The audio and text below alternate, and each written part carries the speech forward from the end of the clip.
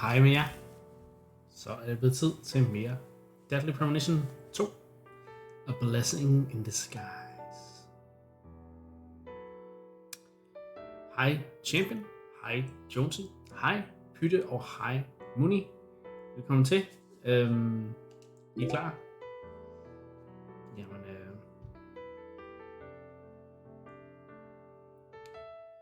så er det jo tid til, at vi bare springer ud i det. Scotty er her sgu også. Hej Scotty.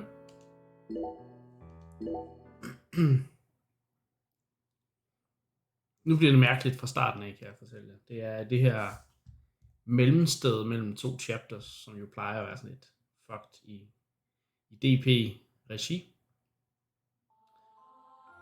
York, you can hear me, right? I'll be with you soon. I'm not sad. Honestly, I can't wait. Vi havde lige klaret, vi havde opfundet først, vi havde lige fundet ud af, hvad der var sket i den første del. We'll get to discuss movies, food again. Jeg stikker dybere. Everyone around here has bad taste. They don't understand things the way we do. It's a shitty world filled with shitty people. Zack er ikke i det. That reminds Han er lidt af en pessimister. There are movie theaters and restaurants over there, right? As soon as I get there, let's go grab some peanut butter hamburgers. Peanut butter hamburger? I'm so excited, York.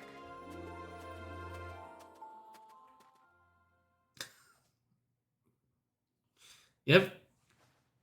Hvad sker der? Zack? Ja, der var selvfølgelig Clarkson. York. Fint. Rush me.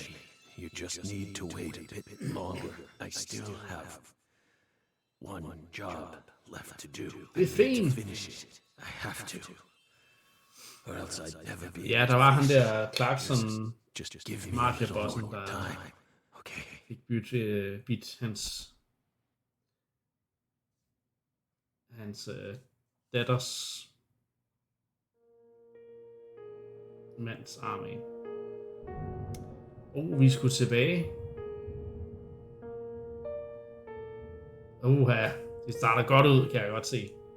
So, Lisa's mother, Galena Clarkson, confessed to murdering Lise.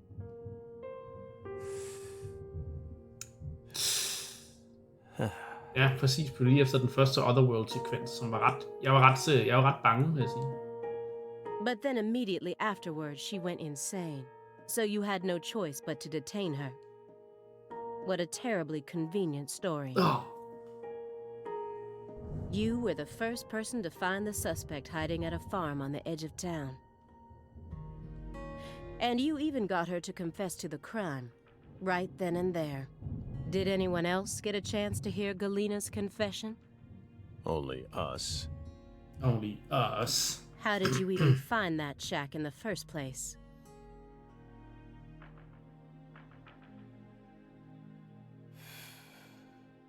Metaphysical offender profiling. Metaphysical offender profiling. Ja, Champion, der skete nogle ret spændende ting. Der var combat for første gang, og nogle ret mærkværdige og faktisk lidt klam profiling-sekvens, hvor vi så, hvad der var sket. Det var faktisk ret forstyrrende, vil jeg sige. Ja, Jonesy, præcis. Han så et skelethoved i vandet. Så hvorfor kan folk ikke forstå det? Metaphysical offender profiling. The term appears 6 times in the Lucare report. I don't want to see it. And 14 times in the 2010 Greenvale report. As long as you're solving cases, the people in charge don't really care what sort of words you use. But we're different. You utilized a highly abnormal method to instantly hone in on a suspect. Then you did it again and again. And every time you used it, one term kept appearing in your files. Metaphysical offender profiling. Mr. Morgan. Mr. Morgan. Would you mind explaining to us what this term means? We could try. But no matter what words we used, you'd never be able to understand. Zack synes jeg, lidt mere arrogant end York, men de it er begge to rimelig doesn't arrogant. pertain to this side. Come, my fairy. Stop hiding back there and give them the explanation they so desire. Ja, det kan man godt. Man kan godt forstå det. Altså, hvad bruger du overnaturlige kræfter til at finde ud af, hvad der sker? Altså, det giver ikke nogen mening. You're too shy. Mr. Morgan? Mr. Morgan! Come on out. Don't be afraid. Is that all you have to say? Don't underestimate me, Morgan. I know you and the Clarksons share a deeper connection. Much deeper than how it appears on the surface. I need to shake him with something else that's directly connected to the Clarksons. I'm gonna jog his memory by force. Okay. Hvad kan vi bruge for at...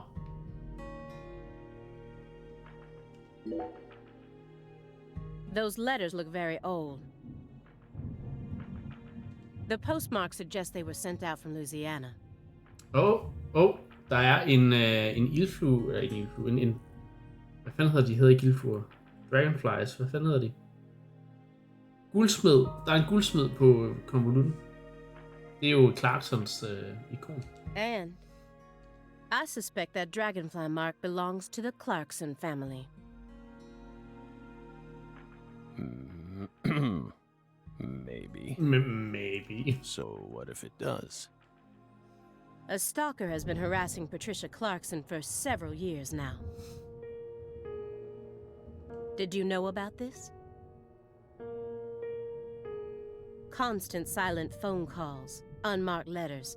She also spotted a suspicious figure lurking near her mansion several times. And just last week, her employees spotted a strange figure lurking in the vicinity. Strange figure? The day someone else coincidentally used your alias and traveled to Louisiana. That's very intriguing. Aligned symbolism. Lise Clarkson also reported being harassed by a stalker just before she was murdered. You're aware of this, correct? Because I didn't find any mention of this in your report. No direct connection to the case. That's what we must have thought. The visionary lies to himself, the liar only to others. Which are you? Godt spørgsmål. That's enough for now. This all has nothing to do with the case. Besides, there's no evidence that proves those letters are from her. Isn't that right, my fairy?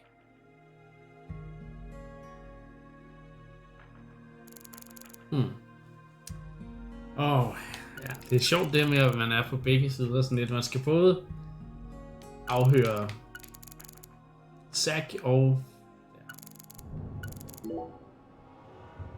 Mr. Morgan. Være York. Altså ja, det er meget... det er ret sjovt. According to you, at the beginning of this case, the victim's body was being stored in the warehouse on purpose. Is that the truth? They really put her body there alongside food and other perishables? It's in the report. No. The report only says it was stored using the most effective and shockingly inhuman method possible. Det lyder som York. Hey, Dalek. Ja, han ryger sgu en fie. If you can think of a better phrase, we're all... Det er medicinal marijuana. Okay.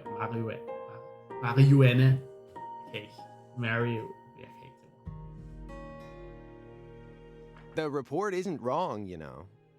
In fact, that might actually be the most accurate way of describing it. Tak, Simon. Tak for det, Simon. It's precise, and it's also kind of poetic. Simon forstår. You know? Simon forstår. Det gør han altså. Wow, Simon.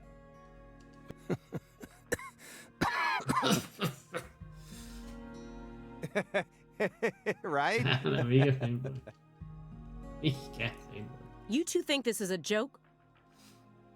Lise Clarkson's body was discovered in that cold storage warehouse.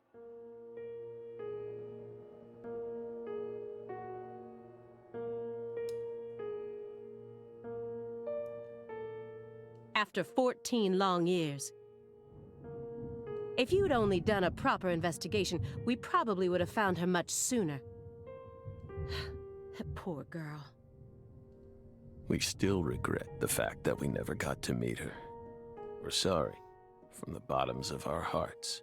I only hope it didn't happen that way by design. Will you comfort me? Thank you, my fairy.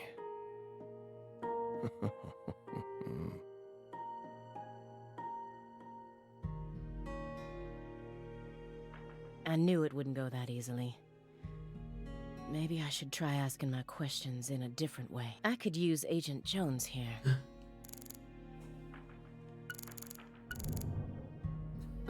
Nervous. Agent Jones is completely checked out, despite the fact that we're heading deeper and deeper down the rabbit hole here. DVDs are all over the place. DVD. I know that he's a shut-in, but this still seems like way too many for one person. And I've never heard of any of these titles before. Alia er bare ikke hipster nok til at være i det her selskab, altså. Ikke hipster nok. That's the window that faces the street out front. I can tell just from the layout of his furniture. Now I'm surrounded by everything I couldn't see out there. Lad os få Simons hjælp. Det er fordi, at 2019 det er rimelig crazy. Are you paying attention? Jeg tror bare, hun er mere til Or do you blockbusters. intend to waste Mr. Morgan's precious time? No. Sorry. I'm just a little tired. I'm listening. Take your hand out of your pocket. Didn't they teach you any manners at Quantico? Det var irriterende. Oh, right. Guess they slipped my mind. My bad. I'm actually kind of nervous. Oh, really? I'm not used to this sort of thing. Data analysis is my specialty, you know. I'm sure I'd be able to calm down a bit if I had some pizza, though. Pizza!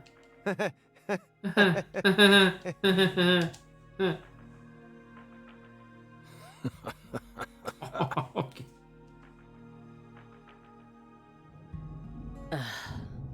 The FBI needs to do something about their lack of personnel. I'll have to ask the questions myself, but how should I start? Maybe I should look back over the files and calmly reassess the situation. Ej, jeg skulle have spurgt om hans DVD'er på fanden. Så kunne det være, at jeg lige kunne have lært noget om nogle af de der crazy nogle. Det har Darling lige fået. Sikke et tegn. After you arrested Galena Clarkson, you had a run-in with the Clarksons. At least that's what it says in the report. Så det er det i dag, du gætter, hvad der sker. What exactly happened there? Just a simple run-in, that's all. Nothing but a single phenomenon. Chasing hollow instances like that won't lead you closer to the truth. Hej, Lavsester Silver. Ej, var det fedt at høre. Jeg er på storskærmen, så vil jeg hellere lige... Yes. Ja, så. Nej, jeg tror, at Dardy kan holde kortene tæt til Doesn't work kroppen. like that. A hollow phenomenon, which resulted in a mountain of corpses.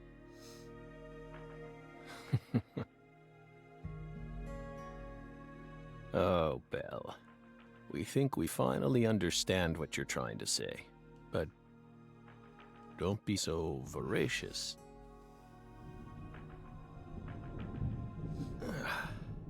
How about another cup of Han coffee? rejste sig.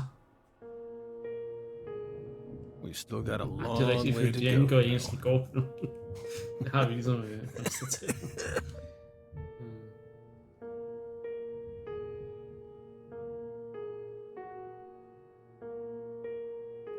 Yes. It's coarsely ground, so there should only be 4 teaspoons per cup. No more, no less. Next, the coffee travels Så from det er the for funnel kaffe, to the siphon. ja, kaffeentusiasterne nu. Simon, normally you only do surveillance in order to gather data, correct? Hiding microphones and cameras, sifting through garbage, wiretapping, shadowing, tracing credit card history. You'll do whatever it takes to gather data in order to prevent crimes. That's how the FBI works. Well, yeah, you're right. No reason in hiding it now, I guess. Han er forhenværende FBI-agent, Simon. Han ved alt. Why do you ask? Our Southern Belle has adopted a very peculiar MO. It's almost like she has a special power, just like us.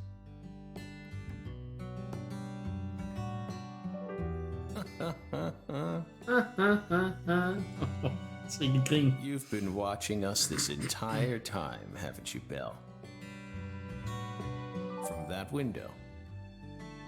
I don't need to answer that question. Huh?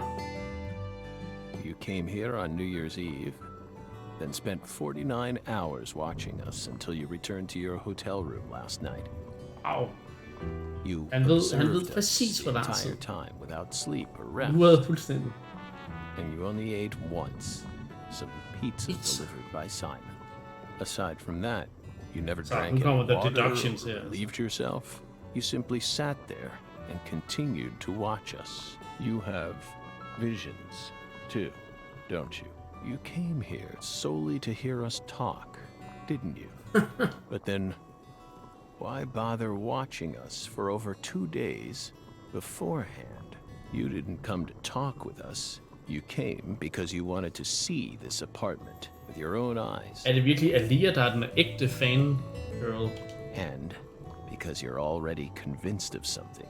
Eller er det fordi, hun har en eller anden form for... Isn't that right? Isn't that right? Der mangler noget. He who fights with monsters should see to it that he himself does not become a monster. Klassisk. And if you gaze long into an abyss, the abyss also gazes into you. But I... But I... Oh, coffee. Ja, og pizza. Og det er måske svist. Thank you, my fairy. If you hadn't been paying attention, this coffee would have all gone to waste. Det er godt, I kaffeentusiaster ude bare. Pus Og in mere our sig. brains. Jeg så havde It kaffe really noget has helt a way of interfering with our lives. Didn't remember. She came along. Jeg er altså også lidt skør. Han er både genial, men også ret skør. Nå, ja. Kaffe. Oh. What the Christ? What the Christ? This is friggin' delicious. Friggin'. I thought I was gonna shit myself for a second there. Okay. Come on. Tak, Simon. Take a sip. Tak. Trust me. I'm not exaggerating here.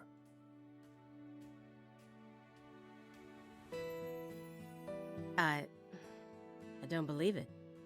It's better than any coffee I've ever tasted. Det er den bedste kaffe, de nogensinde har fået. Of course it is. Coffee is a sacred drink. I hørte det her først, kaffeentusiaster. Coffee is a secret drink.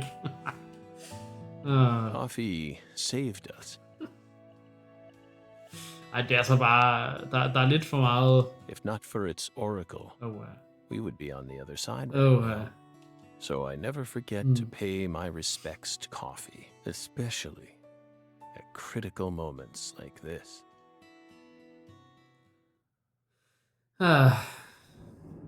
Big black cumulonimbus clouds are in the sky. And that sound. Thunder snow is coming. Thunder snow is coming.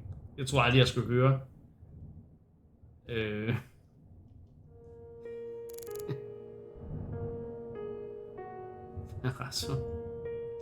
Delicious premonitions.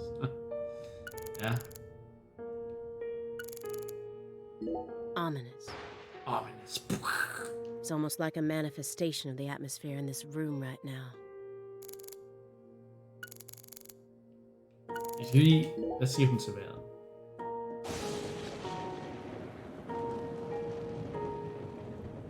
Do you hear that thunder?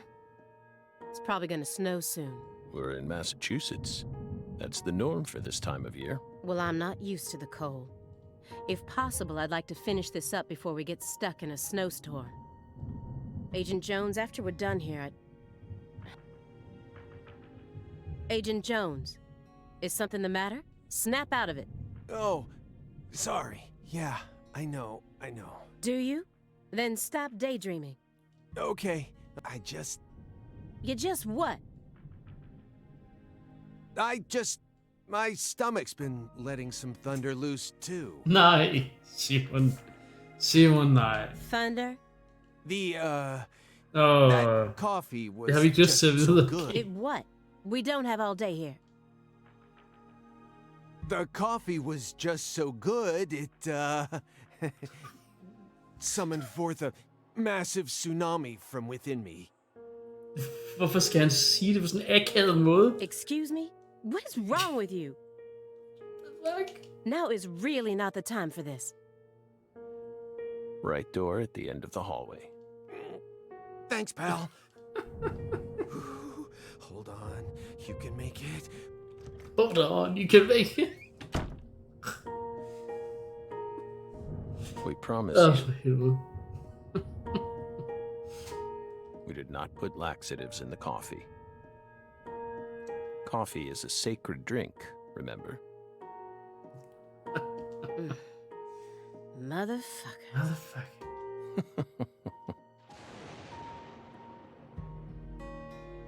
There's no doubt that the report omitted information linking Morgan to the Clarksons. I need to get him to confess.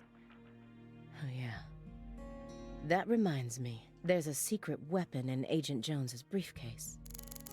Okay. Have you ever seen this before?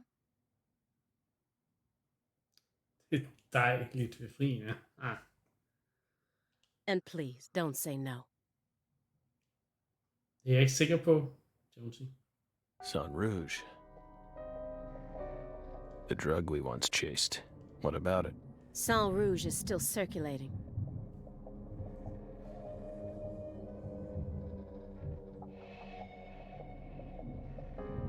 It's changed shape and its composition is slightly different now. But it's still very much alive, but only in a very limited part of Louisiana. You aren't surprised? Did you somehow know this would happen?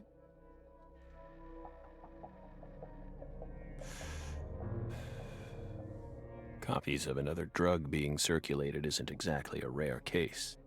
But Sang Rouge is special. The inimitable Enigma powder. The origin.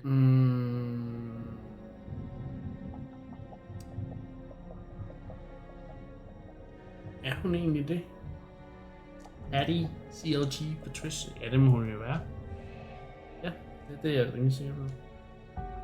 It has many names, and no one was ever able to copy it. We've also been trying to figure out what it's made from ever since it appeared. But it's impossible to analyze. After all, it appears to be made from common ingredients that can be found anywhere. But if you try to use those ingredients, all you'll end up with is a mundane hallucinogen like DMT. No. Sang Rouge requires a special recipe. The original recipe, which someone's been guarding this entire time. Someone who survived the incident in Le Carré. Ja, ups.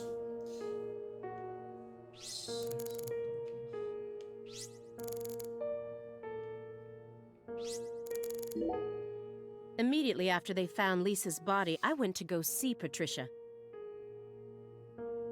In order to interrogate her, of course. So you told us. But I was unable to meet with her.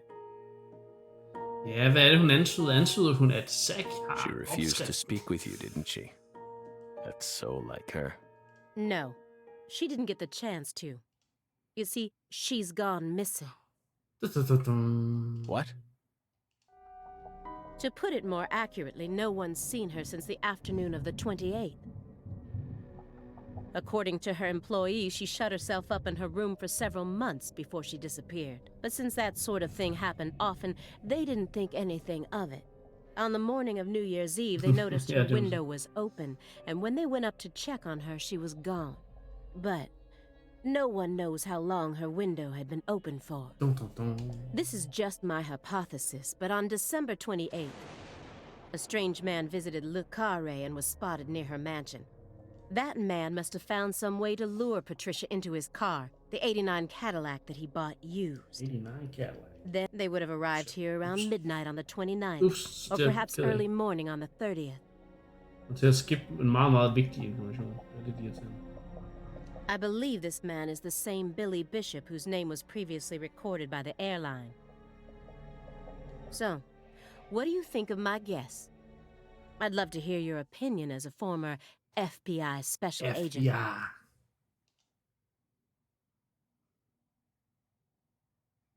Now we get it. We aren't persons of interest. We're the suspects. But what about our alibi? What alibi? Ja, det kunne du ikke.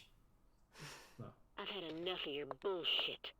Åh, You expect me to believe you haven't taken a single step out of this room? That Agent Jones is your witness? Surveillance cameras can easily be tampered with, especially by someone like you, who knows all about how the FBI works. You're possessed by death. Go and take a look at your own face in the mirror. You look like the Grim Reaper. After you visited both Le Carré and Greenvale, you left a mountain of corpses in your wake. You can make all the excuses you want. I'm immune to them. Right here, right now, I want to know everything. You tell me the truth. Yes! You're good, Belle. Damn good. You're brimming with potential. FBI Don't you næsten think et she's the andet. perfect partner for our last dance? What do you say, my fairy? Don't you agree? She's good. So good. What do you want to know? We've got nothing to hide. Go on. Question us. This is how it's got to be. Doesn't this remind you of something? You know what I mean, my fairy?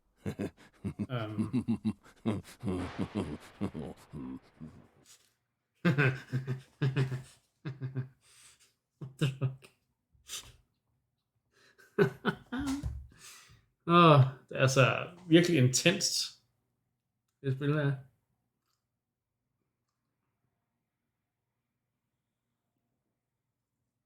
Man kan ikke kigge væk på noget tidspunkt. Der sker hele tiden et eller andet spændende.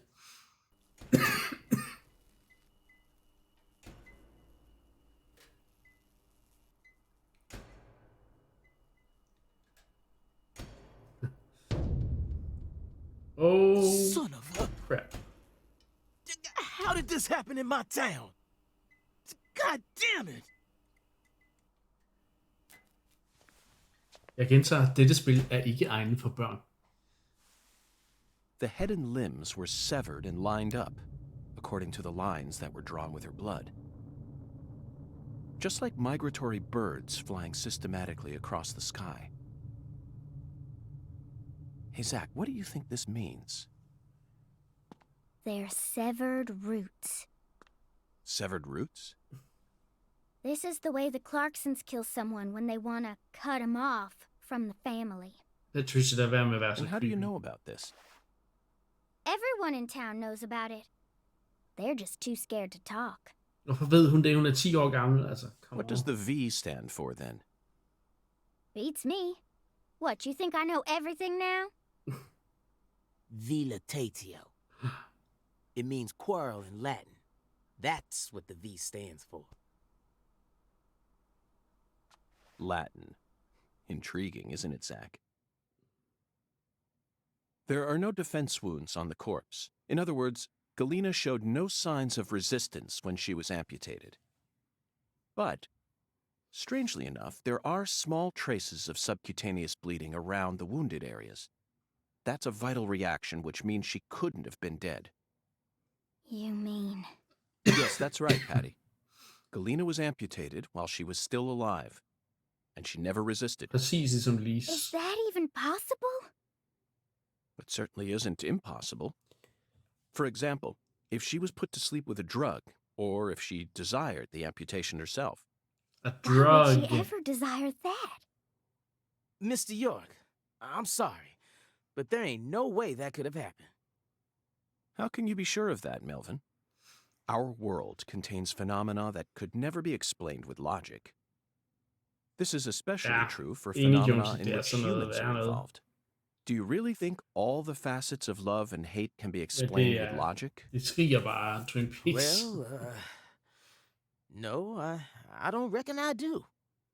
Yeah, might be too early to rule out those possibilities, just like you say. Zach, now we truly know just how deeply the Clarksons are involved with this. Patty, how long does it take to reach the Clarkson estate? Just a short drive. You just gotta head west along the Mississippi. Nå, You Mississippi. can't miss it. Got it. Thank you, Patty.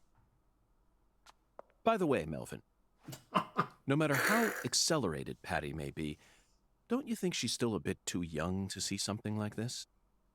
For the record, I have no intent to instruct others on how to raise Hvorfor their er det children. York, der skal sige det?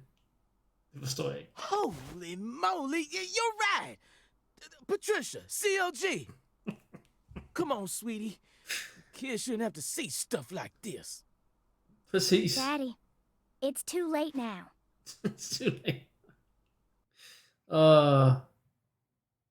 Hvor er det dumt.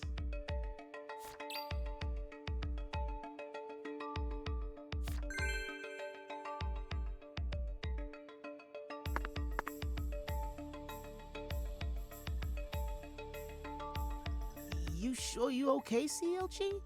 I'm fine. Besides, I'm used to seeing stuff like that on CSI. I'm used to seeing stuff like that on CSI.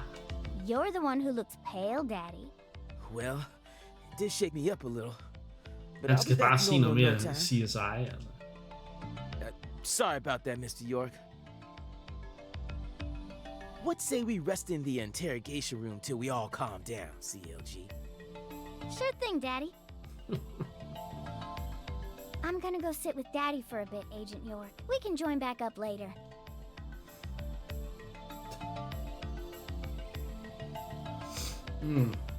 Okay. Galena killed her daughter, so her family cut ties with her. Do you really think that's what happened here, Zach? If this is truly the ritual that the Clarksons use to cut ties with someone, why would they go out of their way to do it here, in a holding cell? They could have easily done it after we released her. And judging from how Danny Clarkson was acting, I think it's clear that he really loved Galena. How could he accept this grotesque butchering, even if it was for the sake of the family? There's no point in ruminating on this. We should get back to the investigation.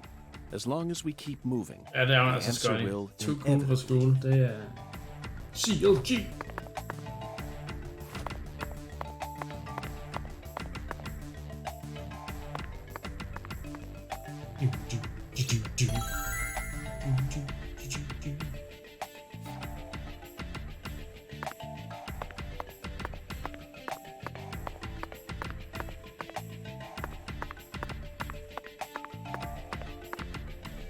Oh.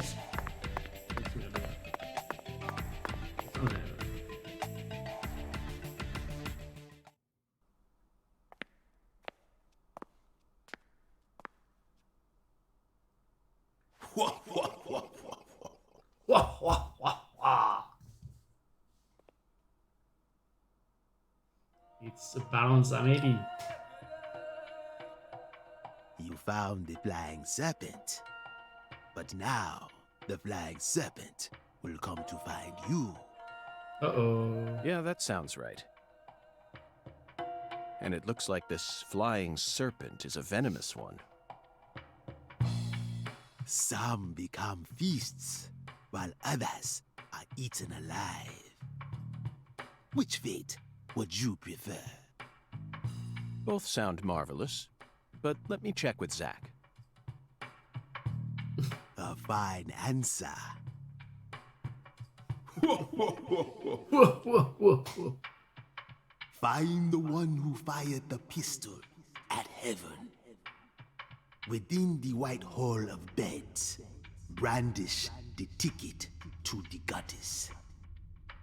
And once again, you will see the other world. Mere other worlds. Do you comprehend the oracle? Zach, it looks like he's hell-bent on leading us back into that other world. Follow the oracle. Oh, I will, Hungan. Hungan. There are only two types of things in our world. Things that should be resisted and things that should be accepted. And I believe this oracle is something to accept.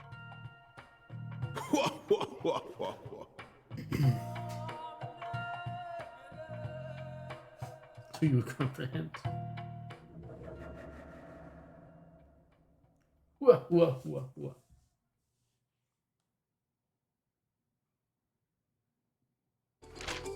Do you think we're crazy for believing everything that skeletal gentleman says? No, we're not crazy. No, Not not one bit. crazy. This is our destiny, that's all. But I shouldn't need to explain that to you, Zach. The one who fired the pistol at heaven. Firing pistols at the sky might be a rather common occurrence for the South. Remember? Young Guns, 1988, directed by Christopher Kane. There's that great scene where Emilio Estevez keeps firing his Colt M1877 up at the sky. Oh, but that film took place in New Mexico, didn't it? And the Oracle probably isn't referring to a situation like that. Der er selvfølgelig It's got Sheriff's to be for some Department. purpose other than an attack or a threat. Raising a pistol up to the sky, then slowly pulling the trigger. Sounds like the Okay, start to a selvfølgelig. race. Unfortunately, Zach, you're wrong. What? Nej. You need to find someone who fired their pistol straight at Jeg the tænkte, sky. at hvis man skyder op i luften, så er det fordi, at de siger, get on the ground. This is a bank robbery. It's got to be for some purpose other Okay, vi than tjekker an andre attack steder. or a threat. Raising a pistol up to the sky, then slowly pulling the trigger.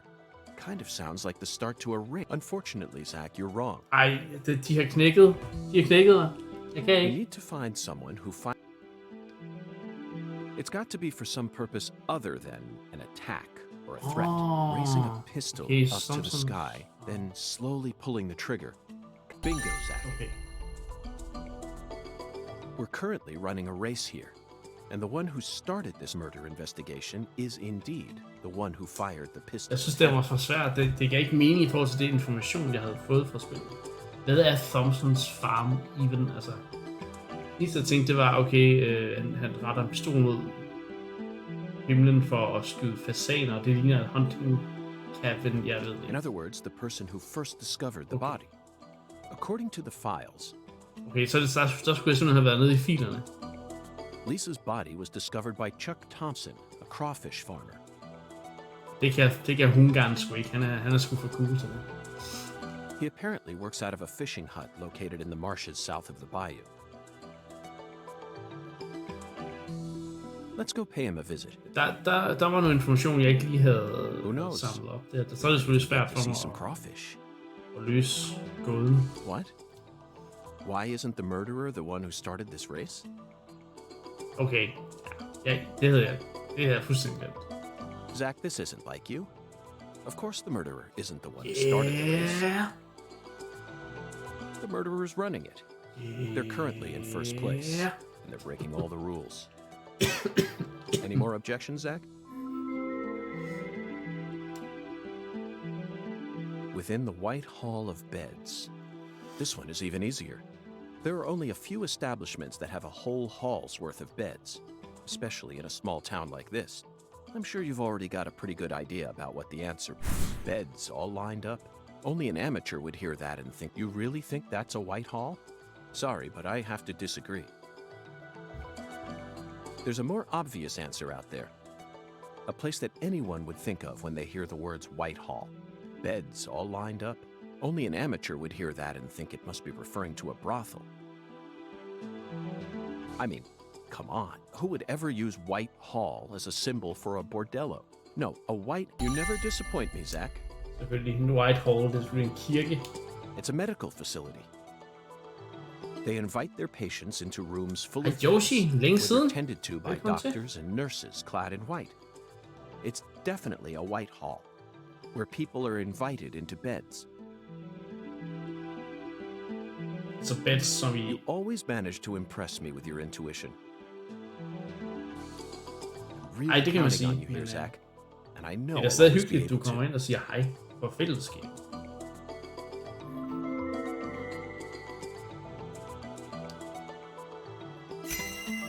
Oracle decryption. Complete. Agent York, you're trying to leave without your trustworthy assistant? Mad. Hello there, Patty. I'd never attempt such a thing.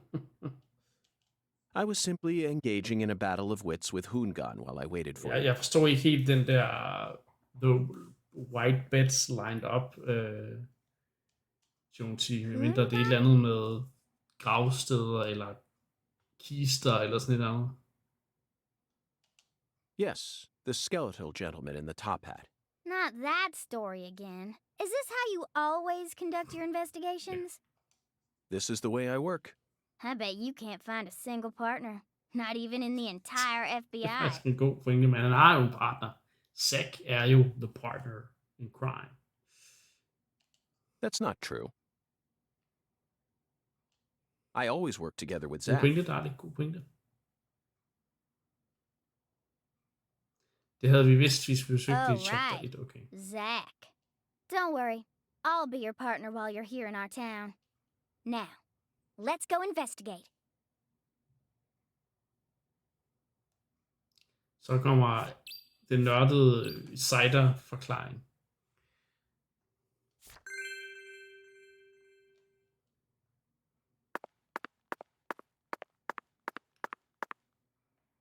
Nå, vi skal lige gemme en gang, fordi der havde været mange cutscenes og ting og sager. Blup, blup.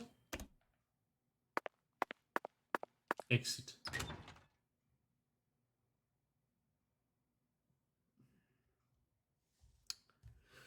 Og så er der kaffepause.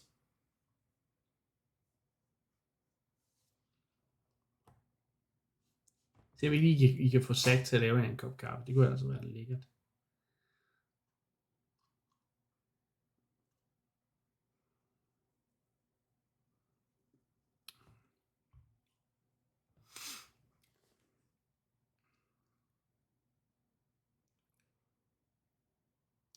Scumbag! Altså der, det røde sugerør. Oh yeah.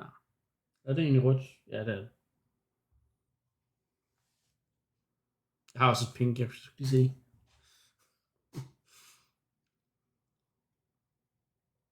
Det er hvor det hele startede. Ja, det er rigtigt. Det var der, jeg startede med at streame. På Endclub i hvert fald. Jeg havde 20 startet på Playception dengang. Ja.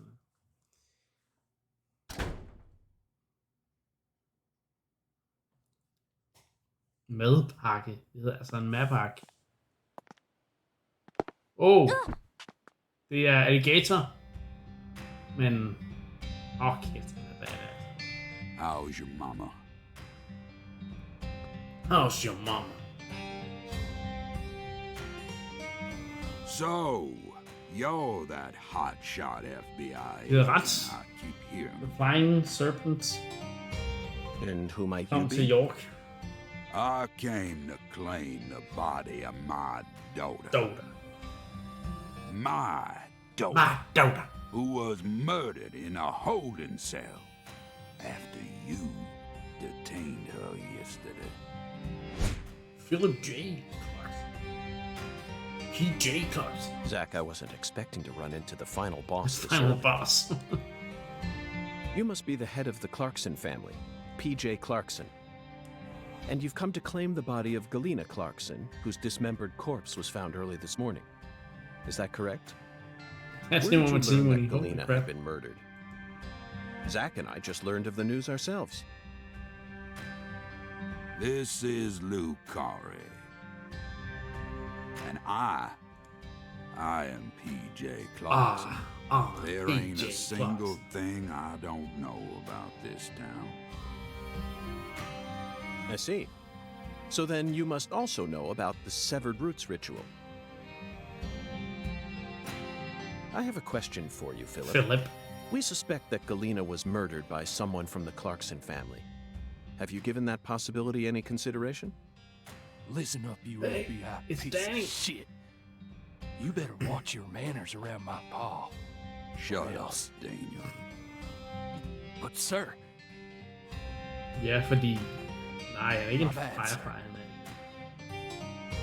I'll have you Dragonfly. know I once had Som jo 3 er children, Clarksons ikon. but I must not have raised them very well. Because my son and my eldest daughter Det er both faktisk ran rigtigt, away Mølle. and Det er never faktisk came rigtigt. back Han to er me. faktisk ret høj. The only one who stayed by my side was my second daughter, Galena. Then she done married Daniel here into the family and presented me with both an heir and a granddaughter. Seemed for a while as if things were finally starting to Du må calm endelig down. fortælle, Scumbag, hvad I har lavet i dag. But then, someone corrupted both Galena and Lise. And I lost everything. Well, aside from my shit-heel son-in-law, that is. Som mangler navn. Fordi You understand me, FBI? FBI. Galena's death is nothing but a loss for the Clarkson Der er family. stadigvæk disdain omkring ordet F. That doesn't mean the Of Clarksons course, are automatically yeah. innocent, though. Humans don't always act out of self-interest, do they? That mouth. You're starting to sound more and more like your mother.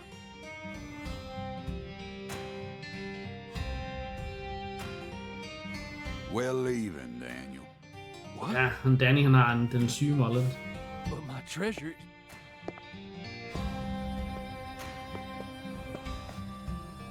Now, whether you end up being an angel or a demon, I reckon you're the man I've been waiting for all this time. Once you finish that autopsy and we're clear to take her home, I want you to give me a call. Og hvorfor skulle jeg gøre det, var? Når du er så ubehøvlet. You're phenomenal, Patty. So perfectly rural. Ominous statements, foul-mouthed insults. This town possesses a complicated system of communication that you just can't find in the city. Work-centric emails are so cold and lifeless. This is what true human connections feel like. Connections as visceral as blood itself. So, Agent York, what's next on your agenda? The last boss may have gotten the jump on us, Patty, but I didn't let him shake my resolve. I intend to obey the skeletal gentleman's oracles, and that's that. First, we should head to either the home of the person who discovered Lisa's body or to the town's medical facility. Okay.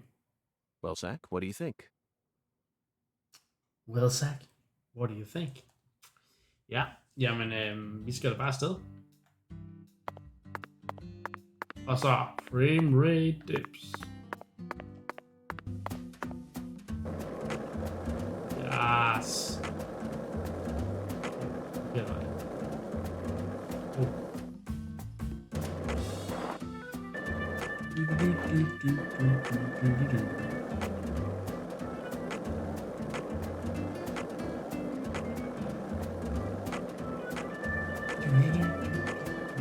Ja, det er rigtig fedt. Det er bare... det er så fedt at blive badmouth og sådan nogle... Okay. Sådan en rural personlighed.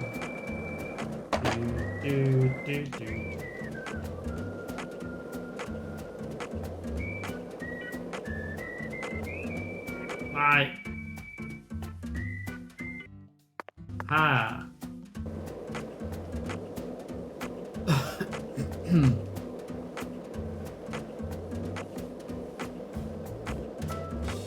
Hundske type. ja. Were you thinking about Galena too? And all the other women we've seen so far on our travels across the states? Zach, I'm right, aren't I? This is a vast country. Incredibly vast. And it's mostly composed of mountains, deserts, and farmland. Small towns scattered about here and there. That's how America looks to me. Compared to the scale of this entire country, New York, Chicago, and LA are all microscopic. Sometimes they even feel like figments of my imagination. Think back to what Las Vegas looked like. Driving up I-15, it was a mirage. TV and movies dress up those mirages and broadcast them to people all around the world. Meanwhile, American women become fascinated by the gorgeous city lights and... Champion. For eksempel. Kom med et eksempel. Hey, det er Danny.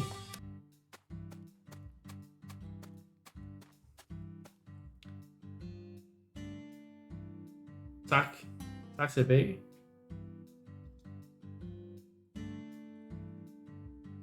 Nå, på den måde.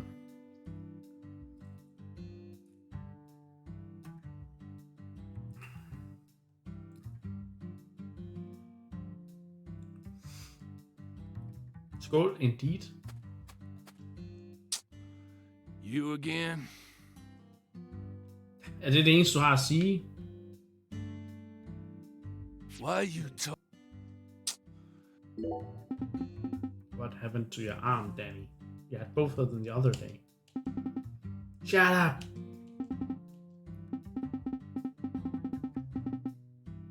Tal til chatten, som om I har sagt, det gør jeg allerede. Isn't that right, Zach?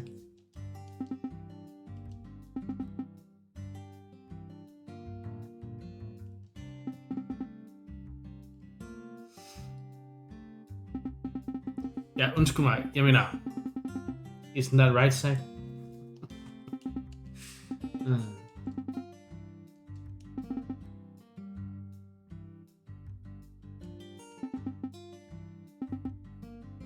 You're soft in the head. This is a leg car raid. Think I'd ever tell an FBI asshole like you anything? This time belongs to the Clarksons. This ain't none of your business, you goddamn outsider. Now get out of my sight. Zach, did you see his attitude? He wasn't irritated at producing his wife or his daughter. He was clearly regretting something.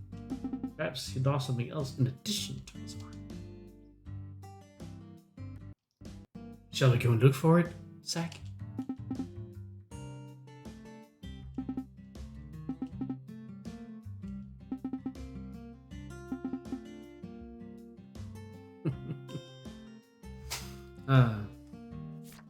Det spil her. Jeg ved ikke, det var en alligator der. Jeg ved ikke, det var en alligator der tog hånden af ham, eller armen af ham.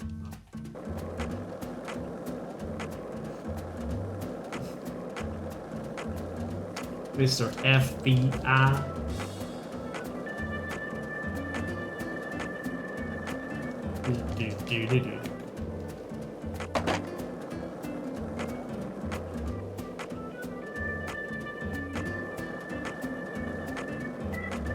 If this town has a symbol, it's got to be that bridge hanging over the bayou. Lift bridges are truly a rarity. Reminds me of Duluth, Minnesota. Remember what happened there? That man went to such great lengths to collect his victims' tongues. You know, the one who would French kiss them every day as they slowly decomposed. As I drove him to the station after his arrest, he started lecturing me on the proper way to give someone a kiss.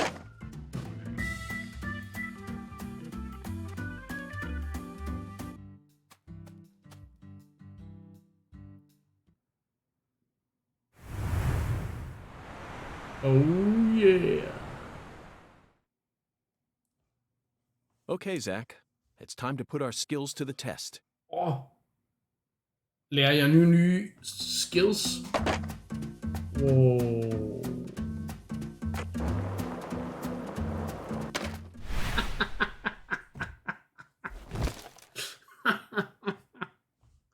Okay. Det gik galt, mand. Nej.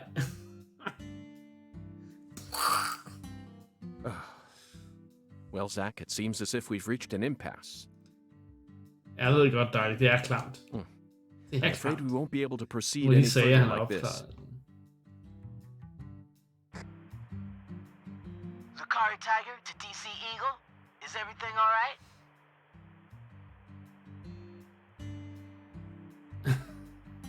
Forstørret eller forstyrret, Muni? Hello, Melvin. Sadly, my darling just gave out on me. Your darling? You mean... Yes, that's right. My beloved skateboard.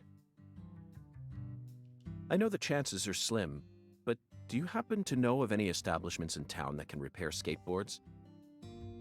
DC Eagle. Din indre stavekontrol, okay. Please, I hope this doesn't offend you. Neither Zach nor I would ever dare to assume that a remote country town like this would have a skateboard shop in it. But perhaps you have at least one eccentric who likes to tinker with them in their spare time. I know just the person. I know, just the person. Double bass player by night. Trick master by day. God blessed her with 2 talents. And her name is Emma Sanders. Emma Sanders. That's right. She's Pastor Sanders' adopted daughter, and was also Lise Clarkson's best friend. Emma really knows her stuff. She's got tools and a mountain of parts. So I'm sure she'll be able to help. Jonesy var have Melvin Woodspin, altså. I owe you one, Melvin. Zach, I never thought det we'd kan være, du find bare our skal very own opdatere din skateboard stavekontrol. mentor out here in the sticks. Let's head straight to Emma. Det er det, jeg altid gør i Windows. What is it, Zach? Der ikke virker. Why didn't I just ask the sheriff to tow away the Okay, old det er en car? rimelig syg prediction, darling. Men det kan jo selvfølgelig ske. But isn't it obvious? I want to overcome this obstacle using my own strength. In fact, I want to soar over it. Men, okay. Så det vil sige, jeg har ikke noget skateboard lige nu.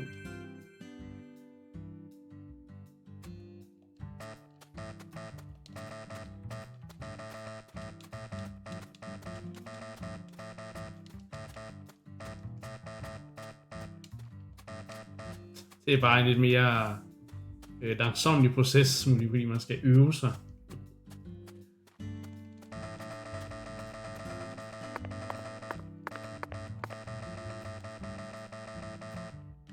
Ja, det er sådan en wyvern.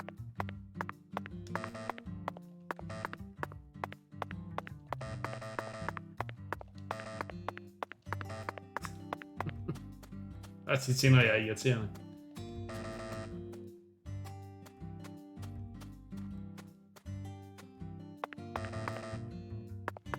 Til. Okay, en gang til.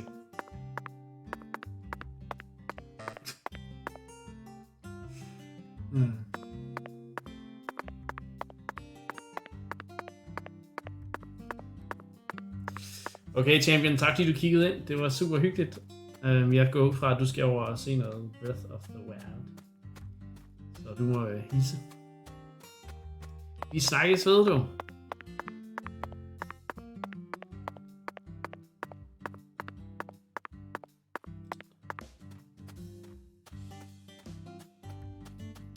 Shopping.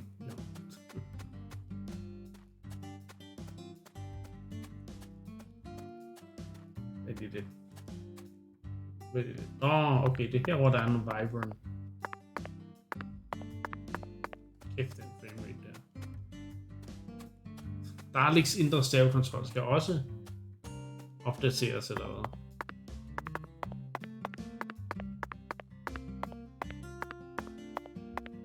Hvorfor kan han ikke sprinte så langt? Der er ingen så det er bare... Sådan er det bare. Vi ses, Tim.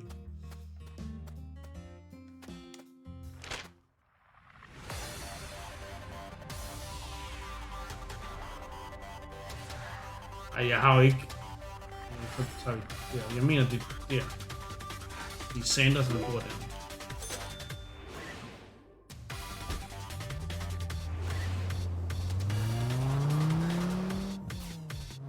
Jeg skal crafte nogle charms, det er det, jeg skal. Du får lavet det skateboard, og så kan vi altså ned og købe charms.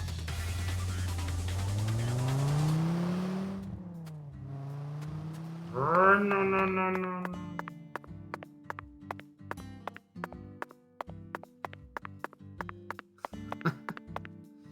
Random code, jeg ikke kan huske.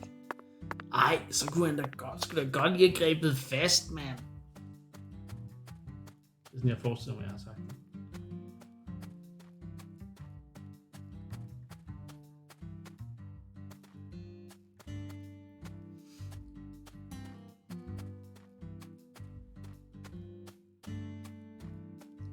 Du.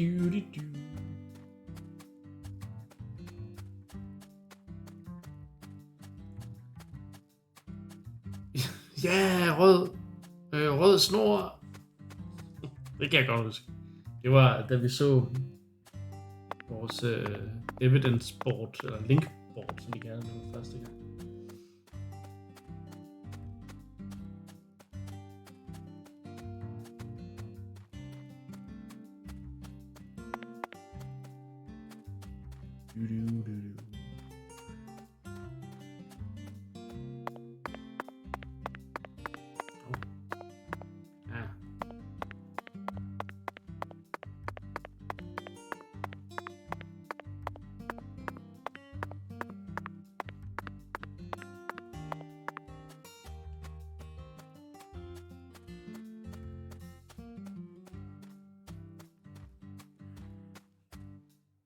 Nå, først skal vi aktivere den der.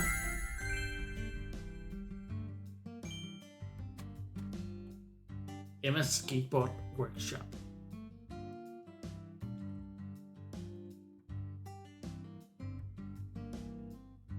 Hey, Agent York. I feel like someone's in there. Let's go and see. I feel like. Er hun over naturlige kræfter også?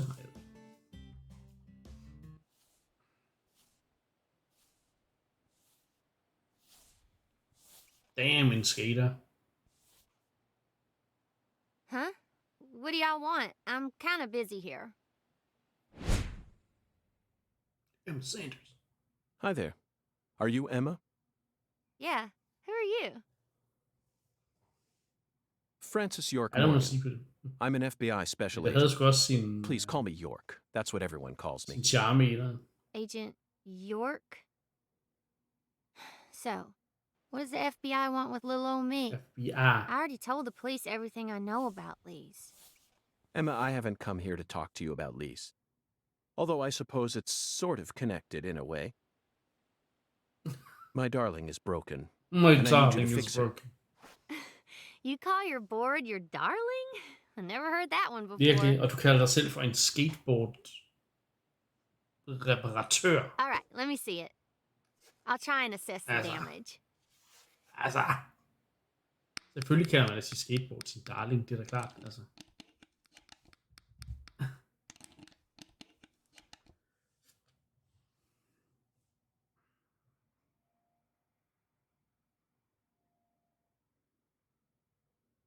I've replaced all your trucks, This wheels, will and like gave you different. some This will brand like- new deck tape.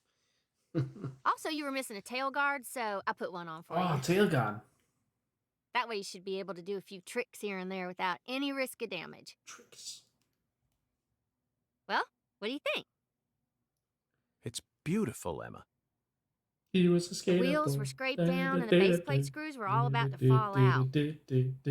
Oh, and the axles were also warped. It was pretty much in critical condition. Now, what I want to know is, how did it get that way? Well, my car was stolen on my way here from Houston. So, I switched over Was det to my Jonesy darling and rode her here instead. You know, you're crazier than you look. Really? He was a skater FBI. Emma, would you mind answering another crazy question for me? I want to use this board to soar, literally. Soar. Would you mind teaching me a trick that would allow me to do so? Kan jeg få sådan nogle seje... You mean you want to do a Wally? Det hedder sgu da en ollie. Well, I'd be happy to teach you how, Vil de ikke but sige it's too ordet ollie, cramped eller hvad? in here. Oh, I know where we should go. You want to learn too? You sure? Seems like you're interested. Whatever. I know you're just gonna come along anyway. So you should at least learn the basics. Patty vil sgu gerne være skater. Det kan jeg også godt forstå. Det vil jeg også gerne være, det jeg var yngre.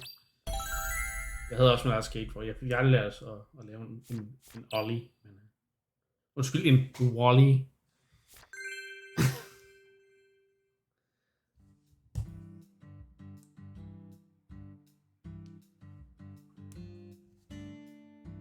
Okay, Agent York. Now we should have enough Åh, room det er to design practice. and Fly Factory. CLS, Clever Little Skater. Ja, præcis, gør det. I'll show you how it's done first, then you just practice till you learn Ja, how de to vil do it, bare være okay? med.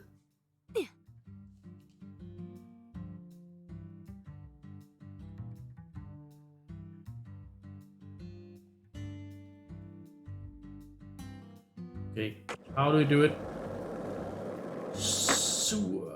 Wow, det er så... Det er godt animeret.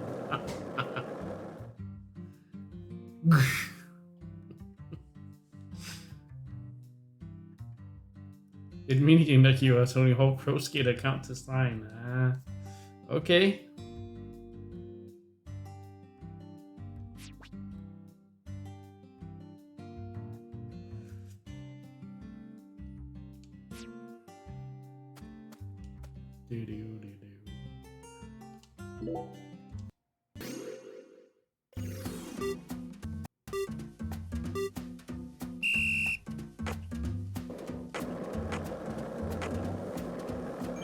Oh, what?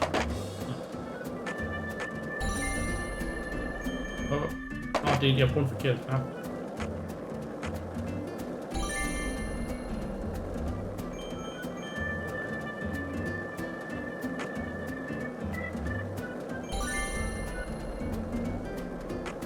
Ja. Oh!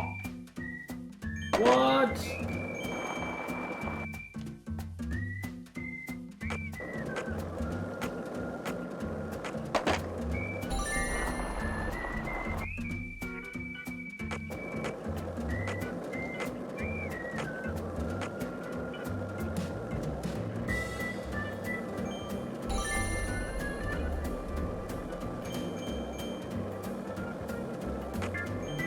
Ej, what? Åh. Den tager vi lige om.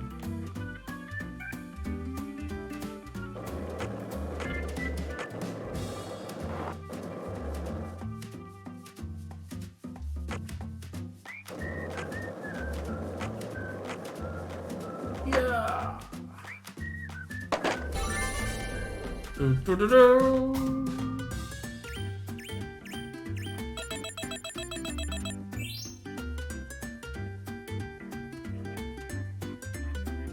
Okay. Okay, jeg fik ikke nogen særlig god. Acquired cola. Acquired profit shell.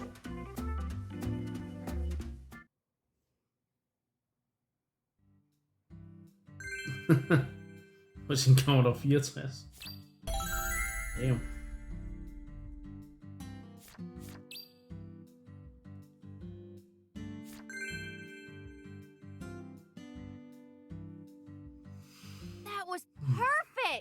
Perfect. Yeah. Thank you, Emma. I only learned that new trick thanks to your guidance. Now I'm sure that Zach and I will be able to reach our destination without any trouble at all. Thank you for assisting in the investigation. Glad to be of service. Det var nok gjort det bedre, hvis jeg ikke havde hoppet så forbandet højt. If your board breaks again, or you feel like customizing it a bit more, just stop on by I'm pretty much always there during the day. I'm also taking some time off school because of what happened with Lise. Det forstår jeg. Skating and playing music are the only things that help me escape the pain of losing her. Stakkels pige. This is sin bedste ven. Altså ikke... Zach, did you see the expression on her face just Okay. now? Tak for det, Billy. She works hard to act cheerful, but she's yet another person who was hurt by the tragedy. Lisa's death is like wildfire, spreading embers of sadness throughout the entire town.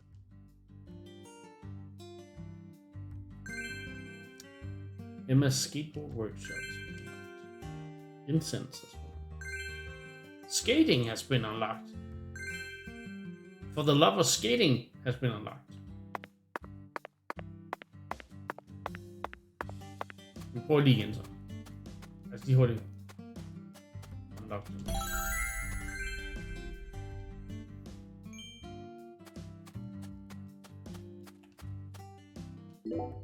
Sig så jeg får en guldmedalje.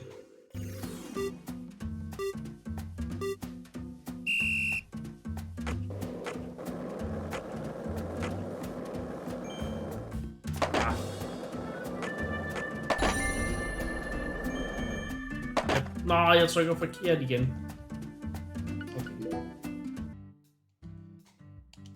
Okay. Jeg trykker på R.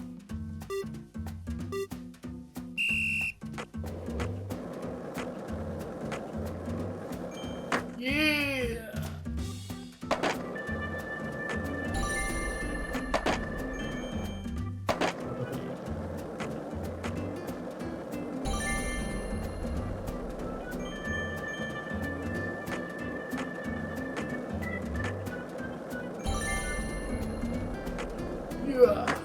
Og stop. Okay, der skal man altså ikke hoppe. Hvor meget der. Jeg ved ikke, hvordan jeg styrer det.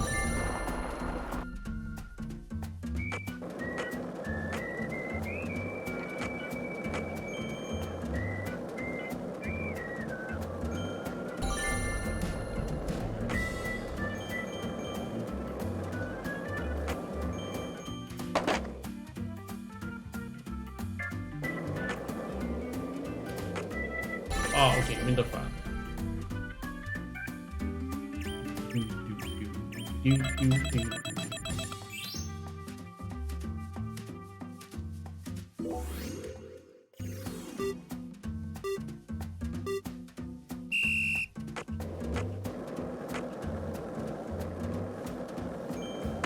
Ja, det kan jeg også.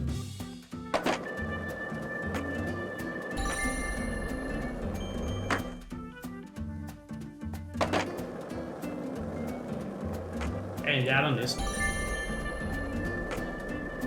Den har vi lige.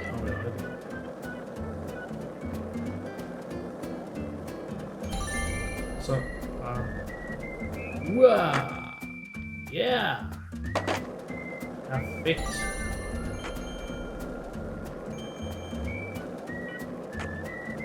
Wow, det var stærkt. Lige så sløvligt ned. Og så... Ui! Ja! Og kæft, det var smukt det der. Den er der. Den er der sgu. Sparrow feather. I stedet for flere ting, jeg kan se. Nej, det er meget sgu ikke. What? Hvordan får jeg guld? Nej, nej, nej.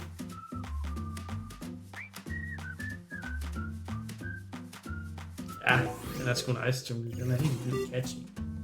Men sidste gang.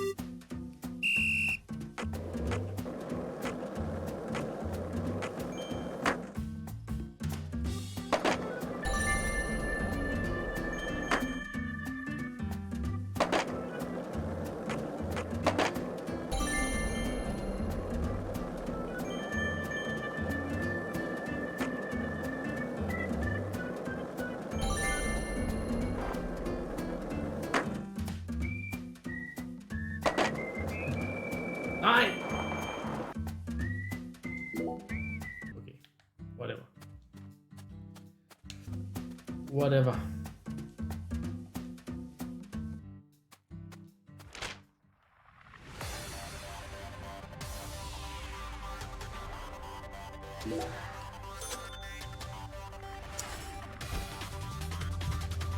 For nu. Ja, vi skal nok komme tilbage.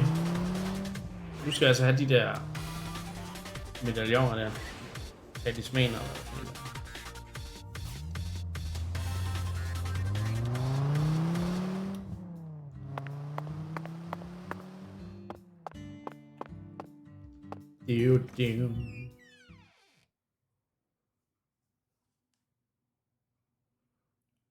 Det.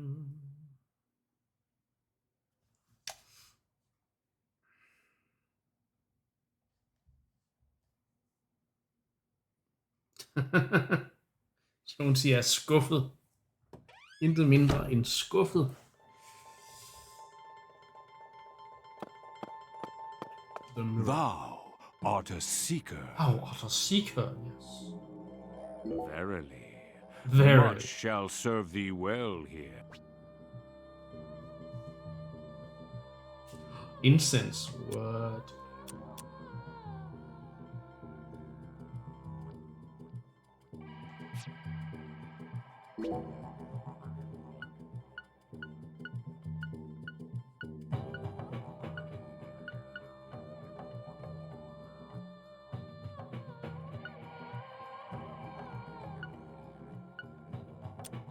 No, incense. Concentration, life, stamina. Og hygiejne plus 3. Virkelig vigtigt. Koncentration og BO. Hvad er BO? Beard plus 3.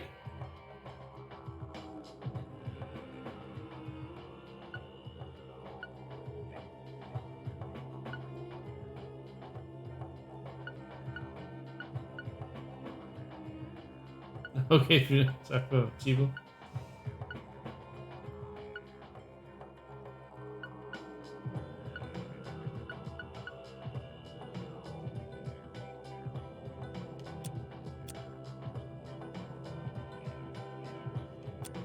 Og jeg har ikke nok. Jeg har ikke nok. Jo. Jeg har ikke nok til dem, jeg gerne vil have.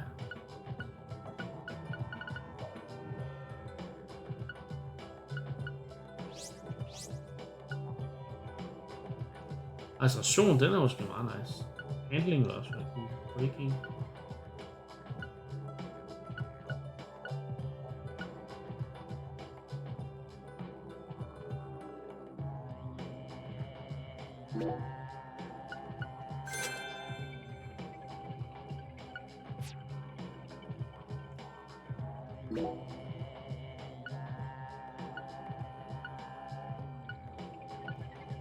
Range power.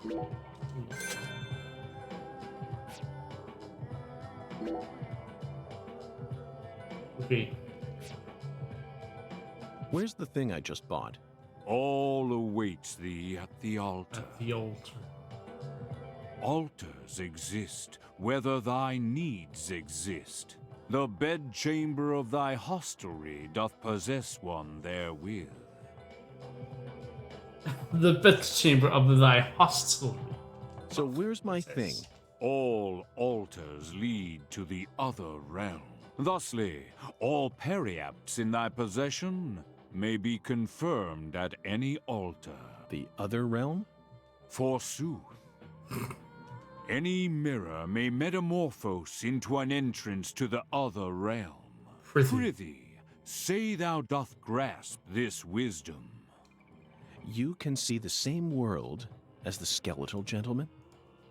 I am the mirror. The mirror. As my name doth suggest, I am the looking glass given flesh. Zach, it appears that there's still a lot about this world that we don't understand. This is the deep south. There's no telling what might happen next.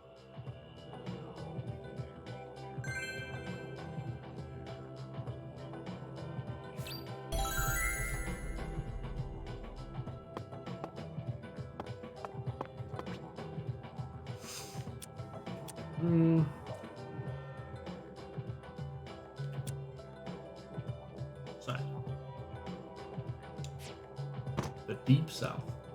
Altså mange forskellige personligheder hernede i The Deep South.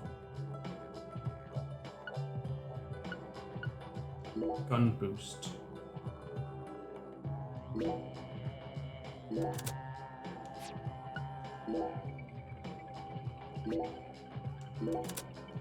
Nice. What a strange feeling. It looks like there are spots to place other items as well. If we find anything that seems like it might fit, let's bring it back here. After all, what do we have to lose? What, you think that sounds like a pain in the neck? Come on now, Zach. Come on now, Zach. Surely you know that all rituals work this way. Blessings from beyond will only come to those who exhibit the finest level of courtesy and reverence. Hun siger bare efter det der crawfish i Cajun sauce. In short, they're reflections of the self. Only with a mind deep in the dirt will you know true tranquility. Then your body will turn to dust and dance with the wind. Who came up with that quote? That one was all me, Zach. All me, Zach. Thou art a...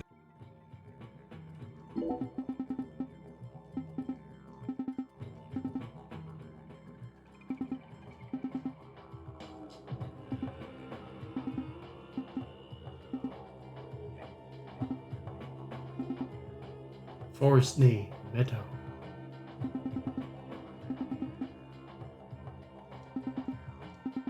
Ja, okay.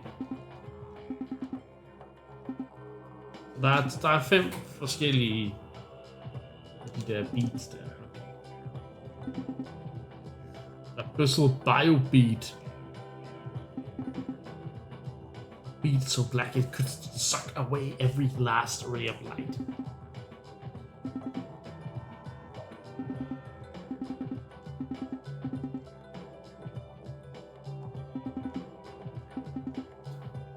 Kæft til langt. Jeg skulle bare lige se, hvordan jeg opgraderede det der altar, altså. Holy shit, man. Så er der sidequest. Thou art... Verily. Ha, expand. Okay, det har jeg slet ikke. I can see it. Thou hath discovered the very purpose of my emporium. That... Ud.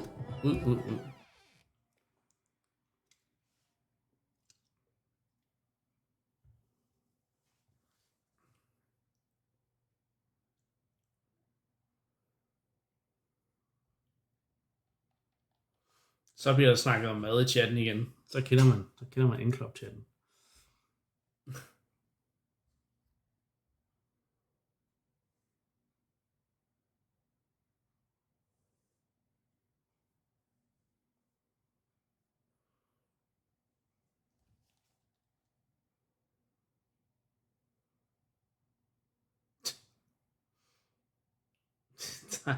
Det er bare træt as fuck, altså. Jeg skal virkelig... Han har noget tålmodighed, når man spiller det spil. Det skal man altså. Man bliver også belønnet for det, men holy moly.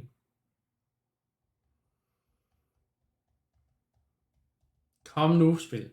Vi skal videre. Det er den åbne verden, du vil have lovet. Kom on.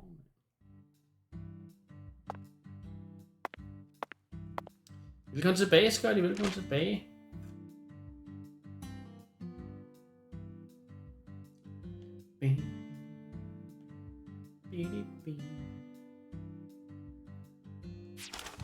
Så lige skulle åbne op for nogle steder. Det vil gøre bagefter. Accelerationen er syg.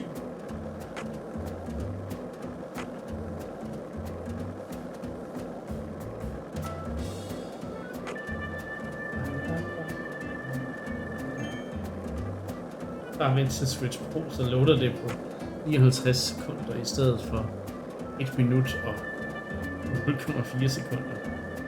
Ja, 5 sekunder, det er bedre. Det er bedre. So says Mr. Pytte.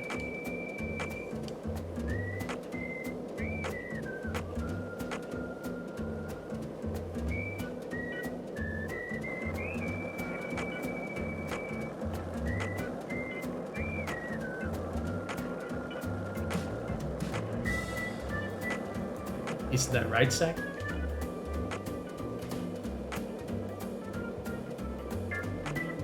Whoa! Shit. Oh yeah! Så kan jeg ikke kontrollere ham, imens den der besked kommer op. Ej, hvor det godt.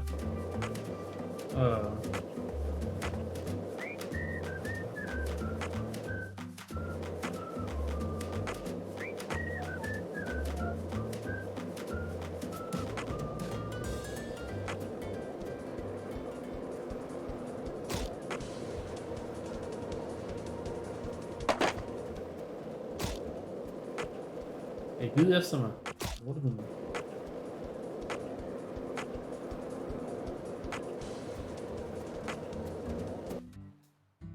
Wow. Thompson's Farm.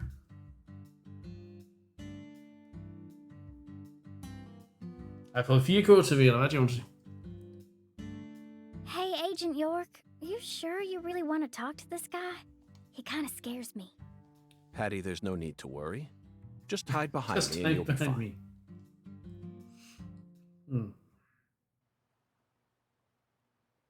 Holy moly, vi er allerede halvvejs igennem streamen i dag. Der går så hurtigt. Chuck Thompson, you were the first person to find Lisa's body, correct? I'm FBI Special Agent Francis York Morgan. Please, call me York. That's what everyone calls me. Agent York. Seems like he ain't in the mood for talking. Yeah. Chuck Thompson, may I have a word with you? I'm looking for the one who fired the pistol at Heaven.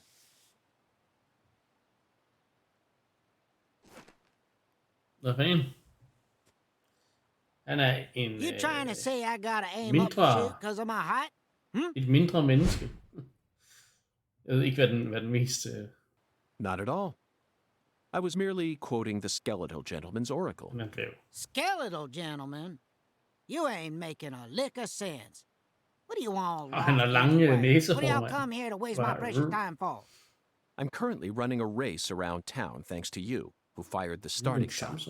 The murderer and I are competing to see who can cross the finish line first. Unfortunately, the murderer got a generous head start on me. If he gets away from me, I'll lose. But if I can catch up to him, then I'm sure I'll win. House of Souls. Det lyder sgu virkelig Cajun og Creole Long Sister Silver, det må jeg sige. So please, Chuck, tell me, how did you find Lisa's body?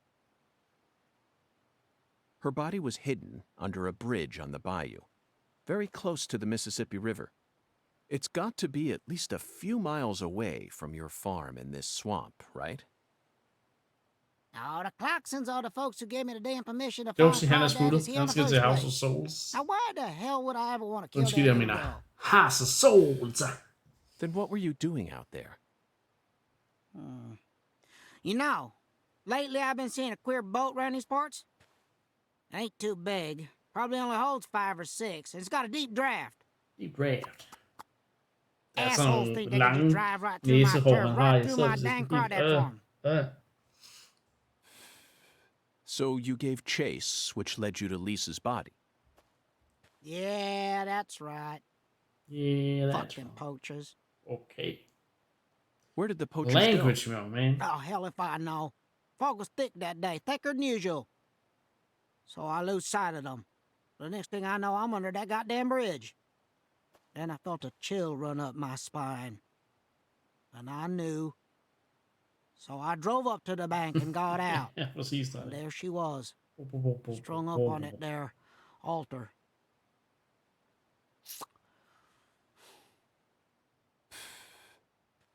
Did you know Lise personally? Yeah, I knew her a little. She never showed me no disrespect. Unlike Han har some nice accent, Chuck. They so rotten I can smell it from here. Same as the shit at the bottom of this here swamp. This here swamp. Heavy, heavy. Heavy, heavy? Yeah.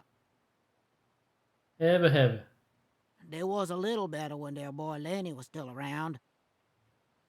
Lenny? Yeah, Leonard. PJ's son. PJ's son? Oh, interessant. He never showed Lenny. me no disrespect neither. Ja, voice acting er virkelig on point, det er helt sikkert. And he's the one who gave me permission to farm here. But Det er det hele budgettet på. well, ever since he left home, his whole family's gone straight down the shitter. Straight down shit. Lisa was the only decent one left. She was wise, just like Lenny. Ain't right, I tell you.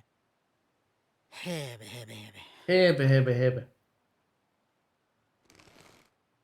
Now I'm done No, talking, Johnson. goddammit. No. Now go on, get the hell out of here. Philip mentioned something about his son leaving home. That must be Lenny. Did you know about that, Patty? Everyone in town knows about it. Everyone in town? By the way, Zach, do you remember what we saw when we were skipping stones? Ej, der er That lidt en boat, klam the tanke. dragonfly crest. Så også bare, han har bare Zach, lang no matter næse. where we go in this town, we're constantly assaulted by information related to the Clarkson family. Just where is that skeletal gentleman trying to lead us?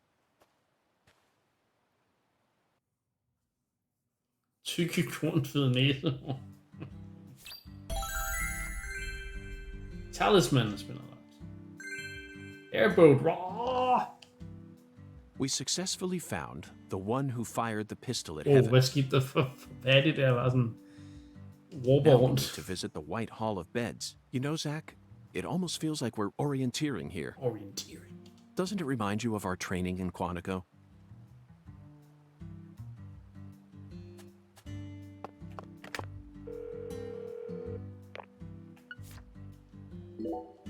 Ja, jeg vil gerne aflægge rapport.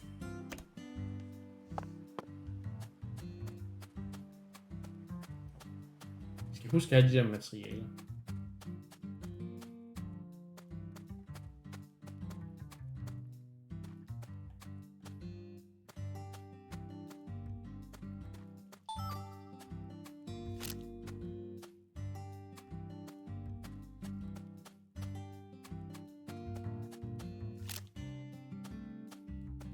Holy shit, de er ikke... de glider bare rundt på jorden. Hvad fuck sker der? What the fuck? Der er simulationer. What? Hvor blev den af? Ja, der er ikke. Det bliver nice. Glæder mig. Cajun cuisine har det hårdt i København. Ja, det må man da nok sige. Den er død. Hvad sker der for animationerne? Det går bare... Prøv at se. Oh shit. Okay. Okay, it's the stare down contest. Rare kill bonus. Så skal det bare dog for items. Der sker der kan helt galt for animationerne her. Hvad sker der? Dog tail, hold da op. Louisiana it is. Oh wait, den har animationer. Der. Okay.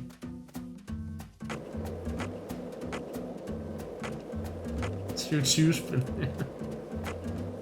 De har bare sparet på de ting, der ikke betyder noget. Jeg skal huske den her. Foyer. Hvordan er det en foyer ude for... Whatever. Stone skipping. Ja, lad os lære foyer. Der er så virkelig mange minigames. Jeg er virkelig dårlig til dem.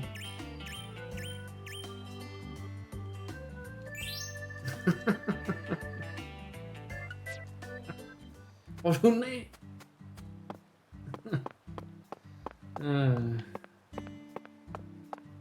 Jeg vil ud og sejle på.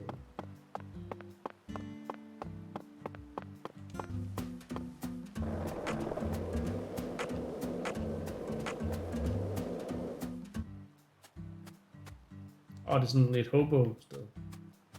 er så godt. Nej, det var ikke det.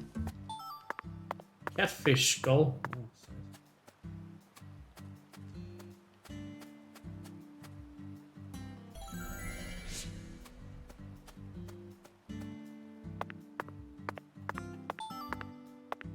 Black bass scale.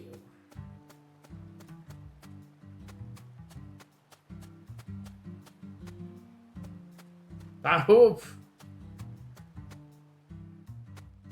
Big Easy. Det lyder altså også rimelig Cajun. Jeg skal sige.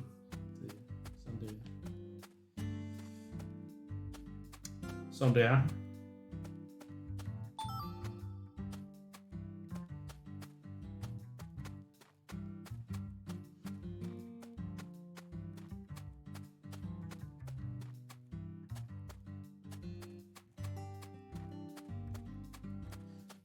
Do.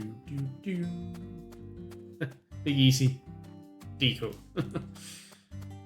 Meget vigtigt detalje her. Øj, I skal skynde jer. Hvorfor lukker... Hvad sker der for alle de der Cajun-restauranter? Nej, det går ikke. Danskerne kan sgu ikke lide Cajun. Det er nope.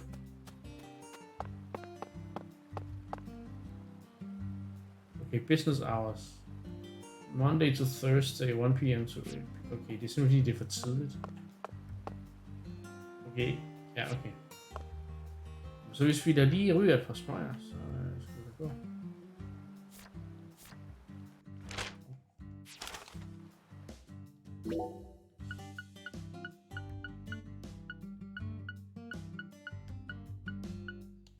Så har vi en middel cigaret.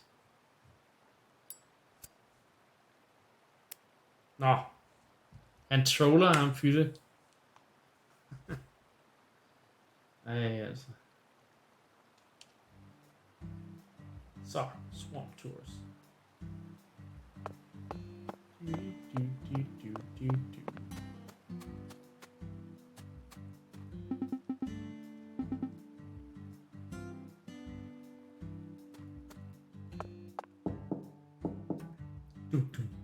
Looks like a case of bad timing, Zach. Let's come back later. Ja, Zach.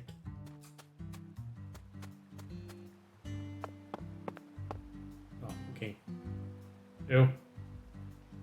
Han er sgu for deprimeret til at sejle nu.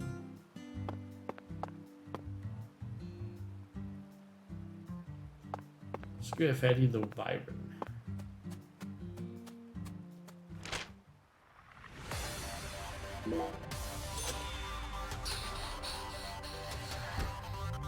Jeg kan booke en truck. Big Easy. Hvad fanden?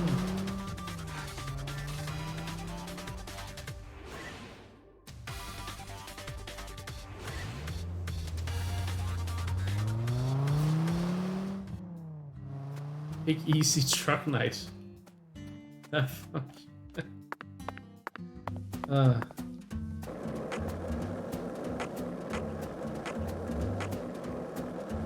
Lag.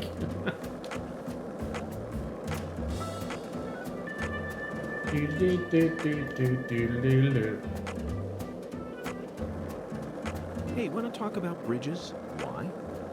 I've become obsessed with bridges, Zach, and there's no turning back now. I've become obsessed with bridges. Back when we were driving that hybrid car before we switched over to the skateboard, we passed over the Lake Pontchartrain Causeway, the longest bridge over water in the entire world.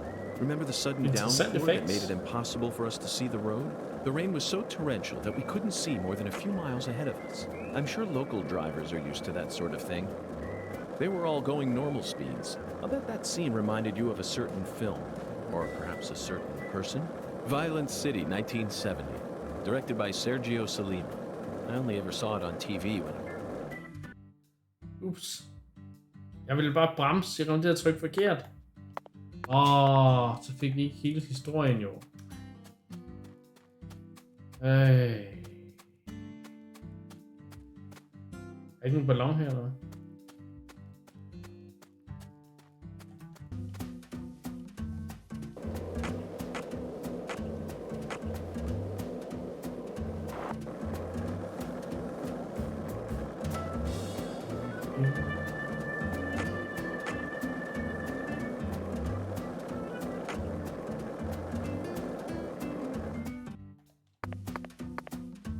Okay, jeg går ind midten af kirkehorden.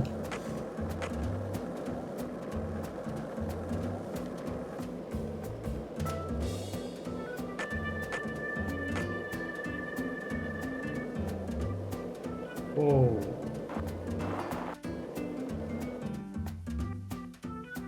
Der bor simpelthen nogen herude.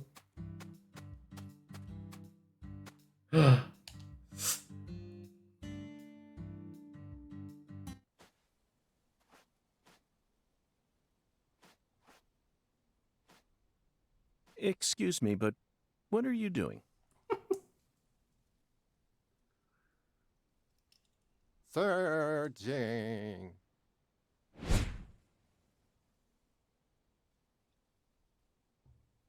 Hvad? Searching. What are you searching for? Unknown. You don't know. Interesting. Zach, this man is the perfect symbol of the human race. We all live out our lives searching for things, yet no one knows what they're actually searching for. That's what it means to be human. Don't you agree, Zach? I feel like that simple declaration of his just awakened us to something.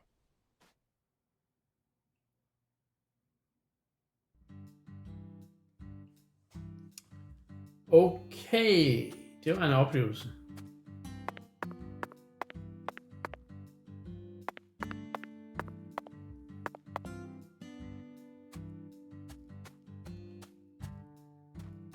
Vi skal da på Big Easy.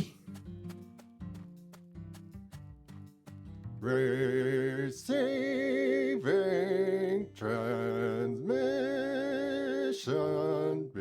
Beep.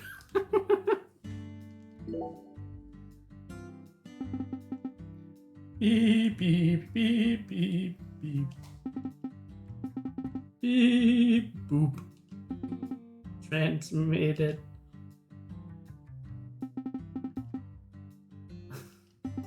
Orders take. Okay, der er noget UFO-værk heri. Det er der altså. Leave us gather.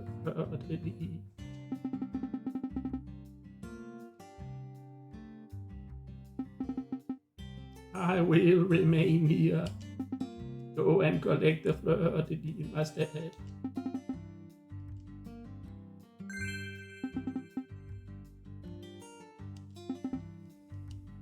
Den fleur de lis.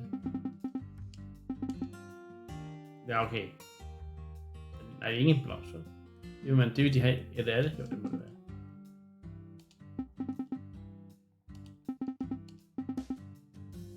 Behind them all and something amazing will happen. Find them all, alle Cajun-restauranterne.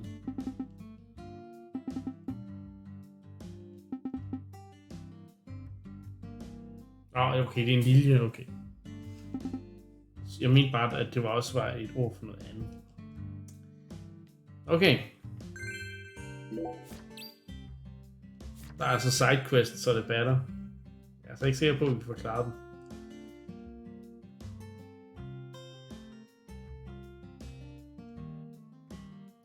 Ja, præcis. Det er sådan en. Jeg mente nok, at det var et bestemt tegn. Det.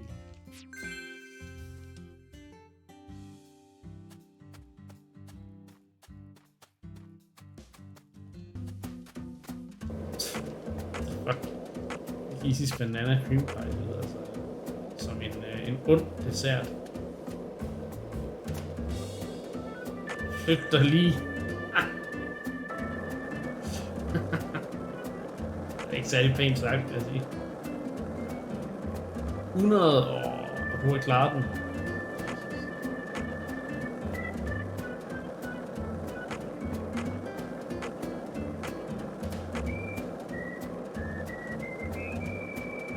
Hey, want to talk about bridges? Det kommer altså ikke til at ske. Le Carré Evangelical Church.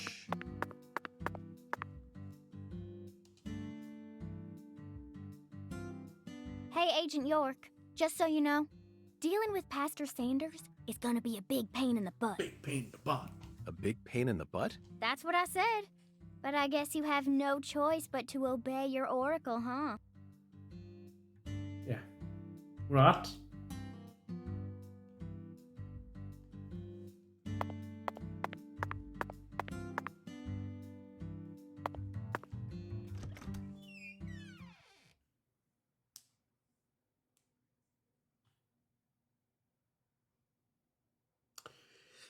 Du. I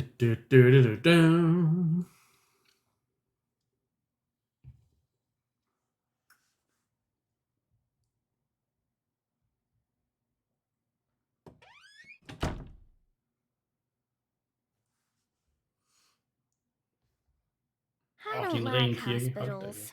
Why not? They soup folks up with medicine, cut them up, and then they try and act like they're your friends. Something ain't right about that, you know. It goes against the laws of nature. Plus, this is a DP-emoji church, kunne være meget so you got a nice. I hvert fald inde pastor, på a servant of Discorden. God, actually playing God with his patients. I think you have a point there, Patty.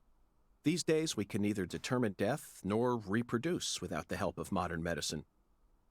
Yeah, our world's become quite an unnatural one. Oh.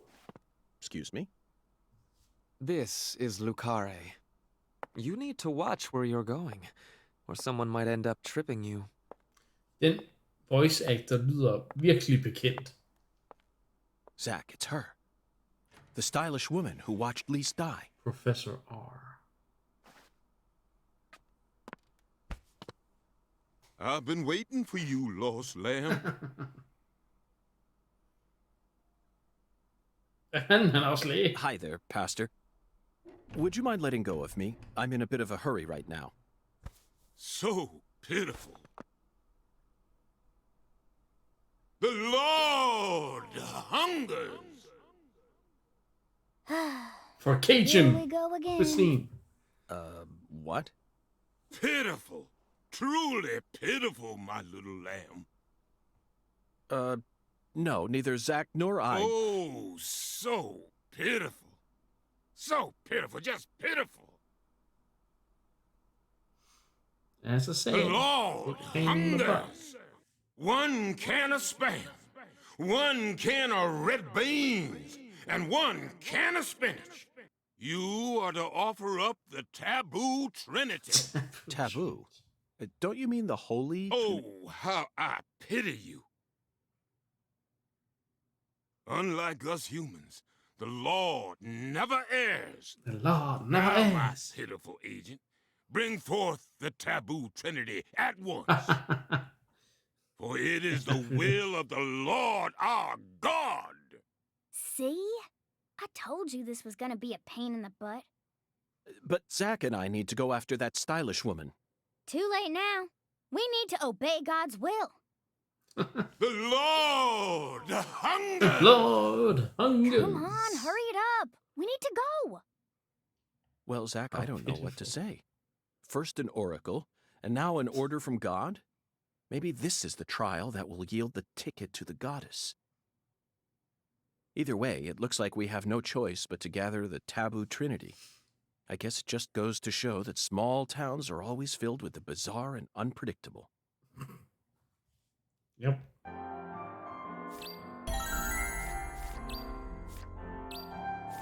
Køb. Okay, så køb en... for helvede. Køb en can of Spam at Melvin's Le Crawfish. Order red beans and rice at Alexis's Diner in Lane. Buy canned spinach at Azuli Frida. Fritali.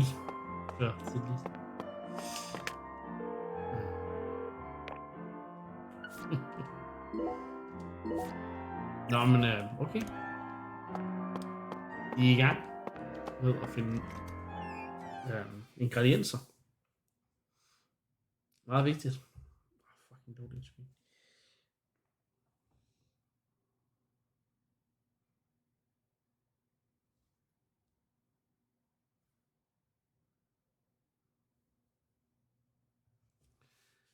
Ja.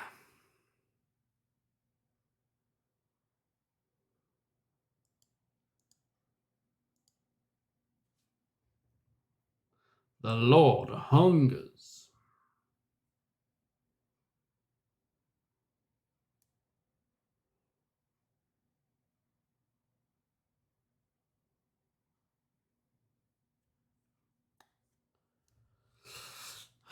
For Cajun cuisine.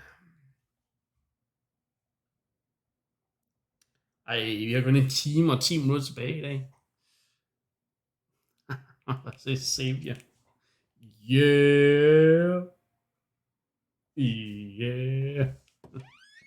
Okay, en loading screen. Holy crap. Hvad er det her? Det er inde i. Land of the free.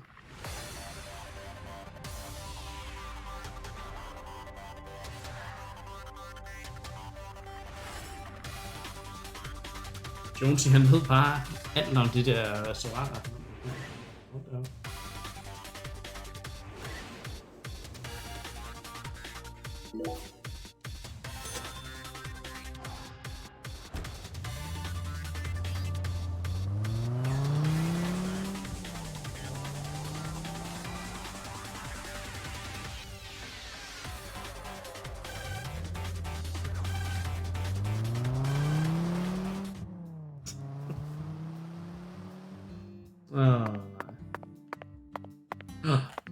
Le crawfish.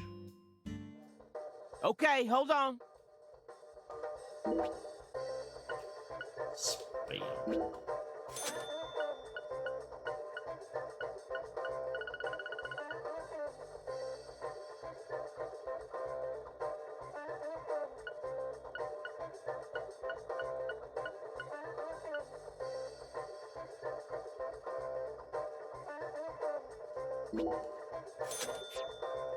Mr. York. Spam, huh? You a potted meat kind of guy? Ja, det har jeg købt. Men No, Melvin. I I've simply gotten myself tangled up in a little mess. Oh, I get it, Mr. York. The Lord hungers, right? The Lord hungers. Yeah. Oh, okay.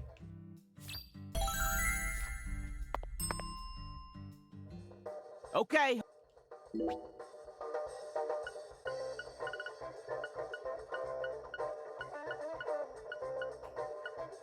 Yes, en hotdog kan du rundt med i. Perfume.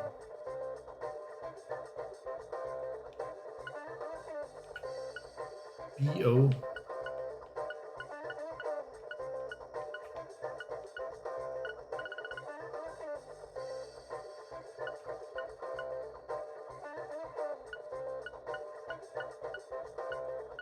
Der. You ever need anything? Seal. Special seal. Ja. Det er jo det. Så må vi hellere bruge noget suntan oil.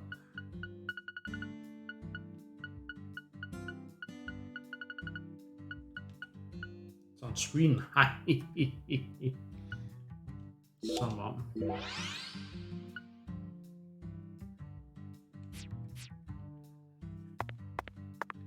Okay.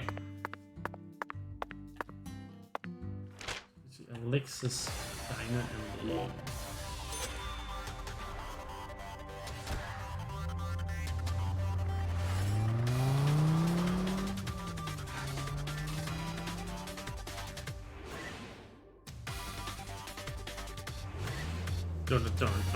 Dun.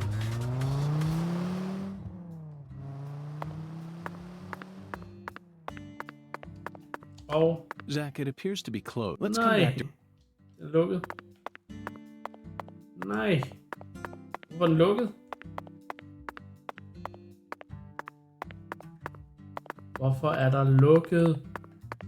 Hi there, handsome. How's your day coming along?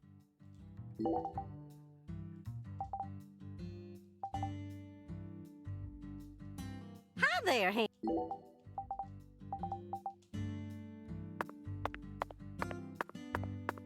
Men hvornår fanden åbner de?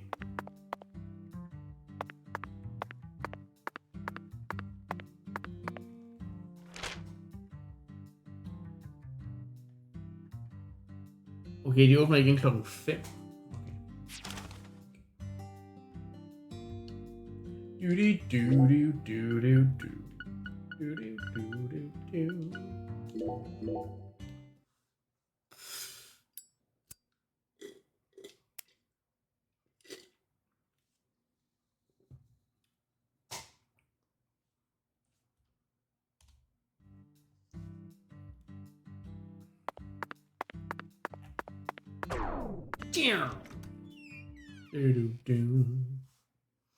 Kom på menu til mig.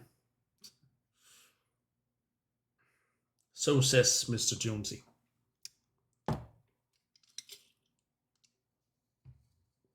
Det sjove er, at der er faktisk flere ting, hvor jeg tænker, det her det er super godt lavet, og så er der næste sekvens, hvor man bare sidder og tænker, hvad, hvordan?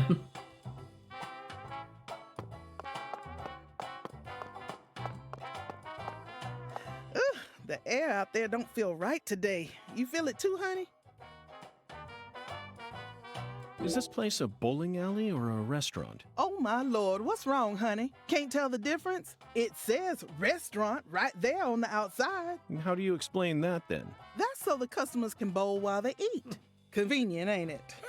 If you want to bowl, honey, you'll have to ask Mrs. Carpenter to open up the lane for you. But if you just want to eat, then all you need to do is call my name. Got it? Oh.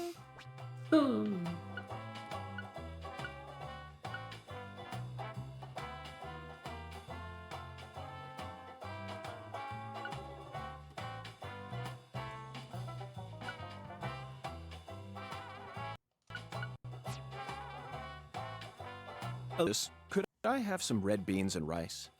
Oh my lord. Sorry, honey, but no can do. We only serve red beans and rice Mondays. on Mondays. That's a meal you eat when you're busy, like folks usually are on Monday. It's been a tradition here in Louisiana for as long as I can remember. Wait, honey, don't tell me. You're the type who does your laundry every day? I do. Oh. Tradition, Zach. This is it. The Deep South. Louisiana. We need to obey tradition here and come back. Jeg skal vente til mandag. Are you for real? Hvad dag er det? Det er onsdag.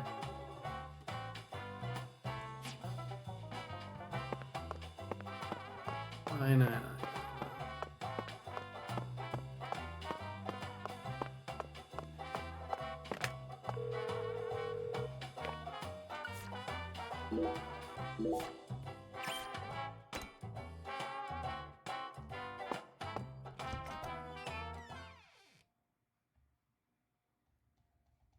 Jamen, så skal vi lave noget time travel.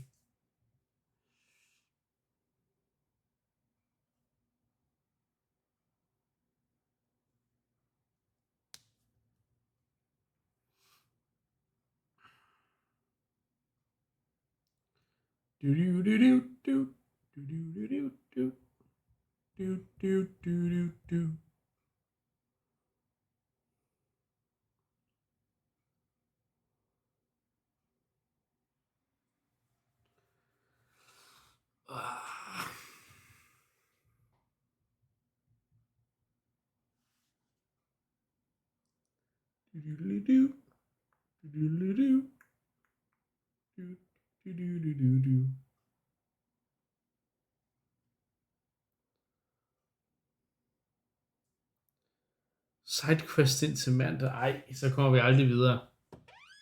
Vi skal lave noget...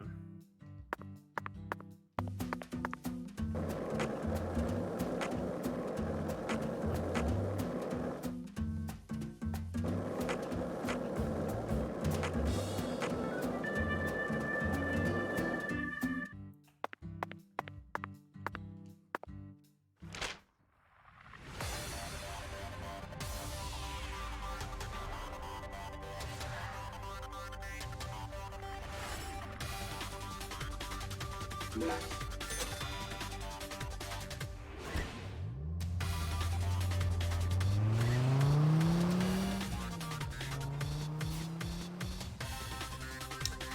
tror altså bedre, jeg kan lide, at man kører rundt i den der syge FBI-bil. Det synes jeg fungerer bedre. Det kan godt være, det bare mig. Det er meget fedt at stå på skateboard, men... Man.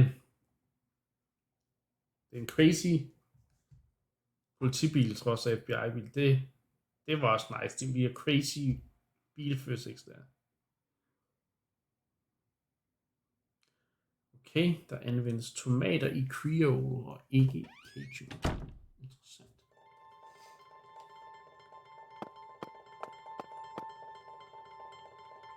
Do you carry any canned goods here? Canned goods? The vermin of the grocery store? Understood, Mirror. Well then, if you'll excuse me. Wait. Det er selvfølgelig rigtigt, Fytte. Det var også en stor del af det.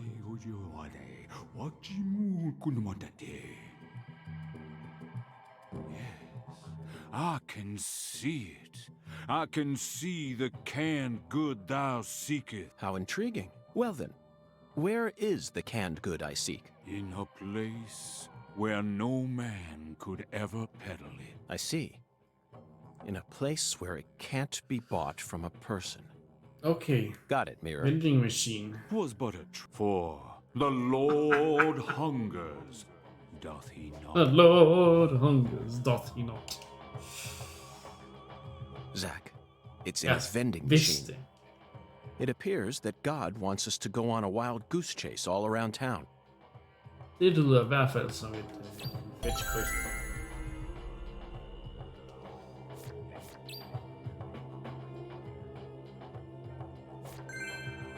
Quests updated. Oh really?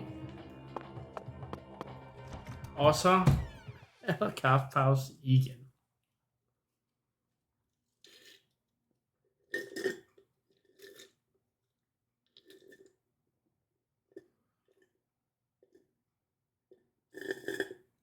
Nej, Pytte, det siger du ikke. Søster Hungers.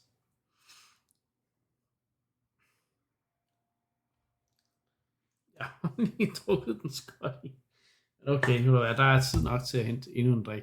Be right back.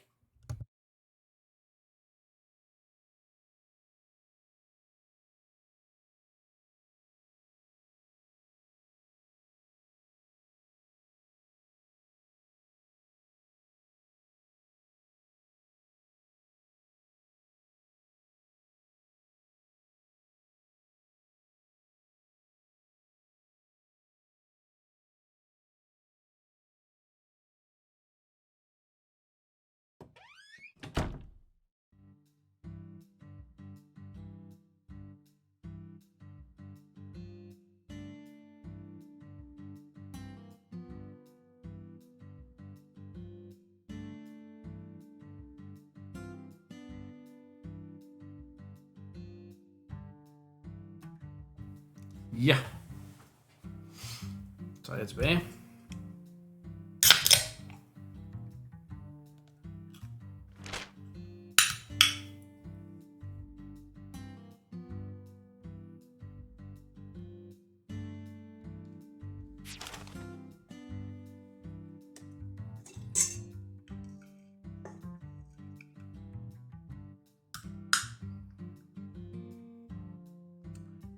Og skål, Scotty.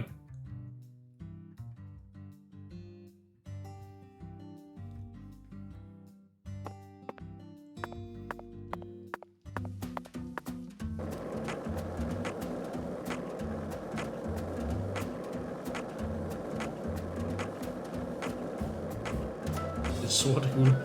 Altså kaffen eller?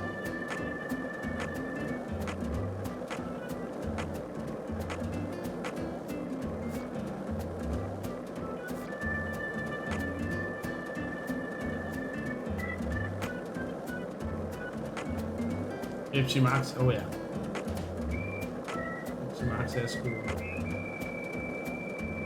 er sgu skønt.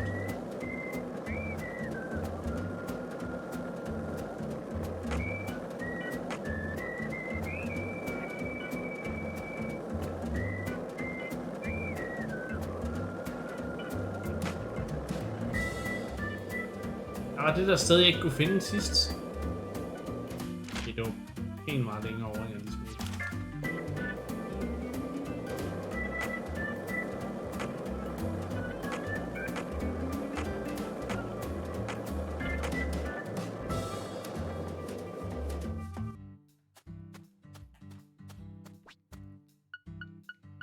This vending machine does not carry what God seeks. Let's move on, Zach. Ikke lige efter, men ja, man skal godt nok bøvse lidt mere af den slags. Jeg ved ikke, Pepsi Max har bare... This vending machine. Let's move on, Zach. Kulsyre i, tror jeg. Det er så ikke så godt, men... It's maximum taste zero sugar.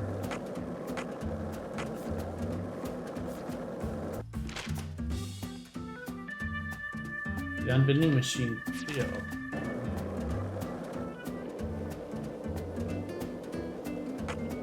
Der er en faktor. Sidequests, de har sendt os på.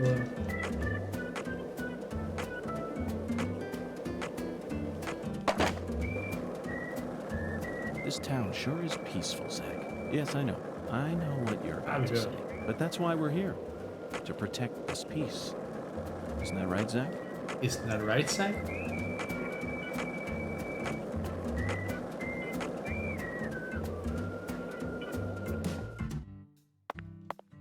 Hi, Agent York.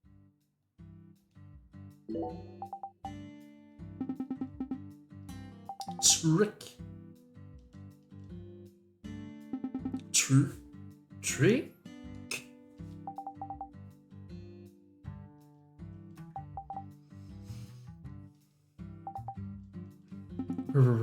Really?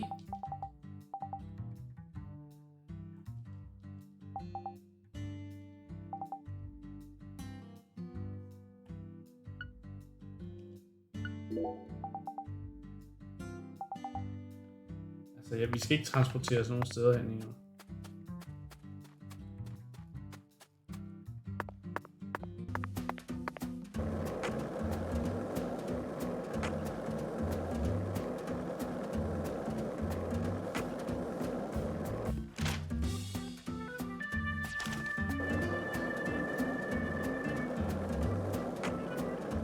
Er der noget tabasco i dag, eller hvad skal jeg?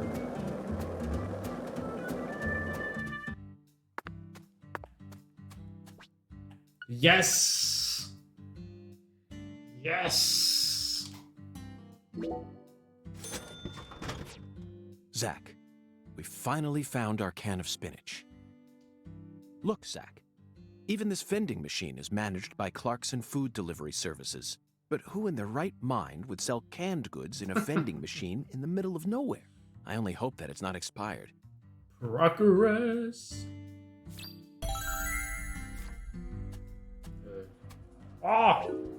Hvad fanden? Gør du så?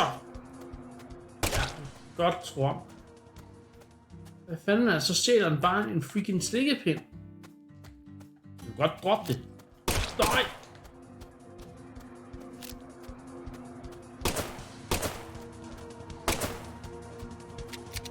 Fuck, man.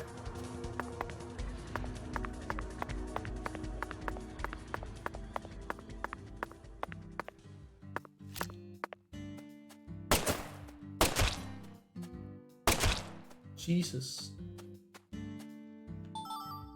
Whew.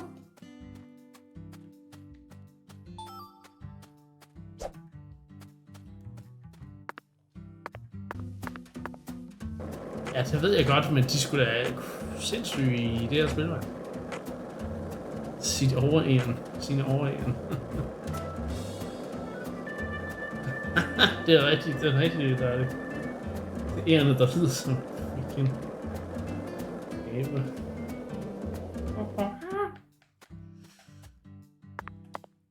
Hi, Agent.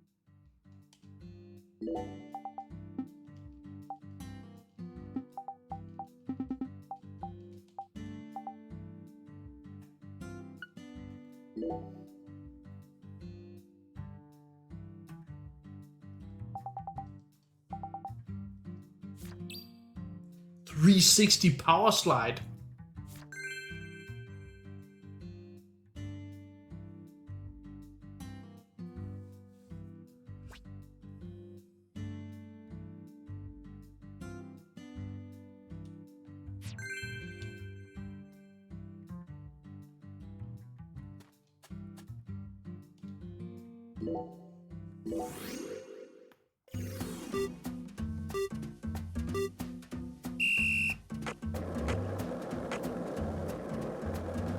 Wow, læk.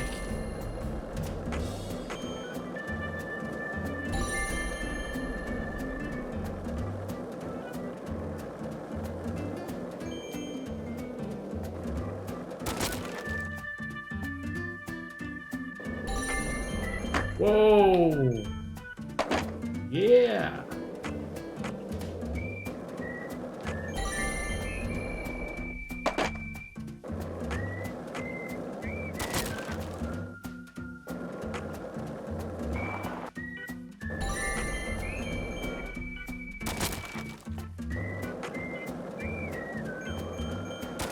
Yeah!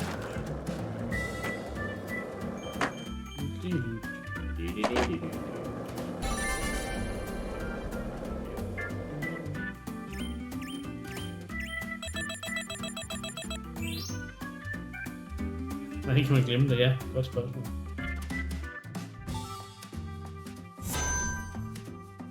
Sølv. Ikke noget guld. You did it, Agent York.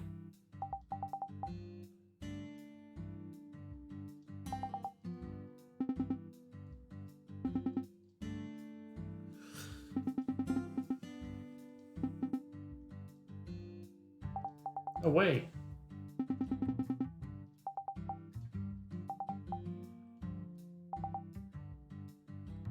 Friends with your board.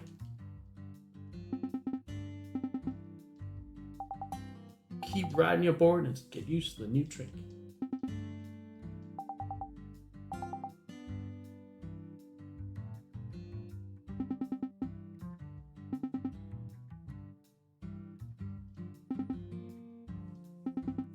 The Karate Kid. Zach, this is training. She's from Mr. Miyagi. Nice. Hey, understood that reference. The love of skating.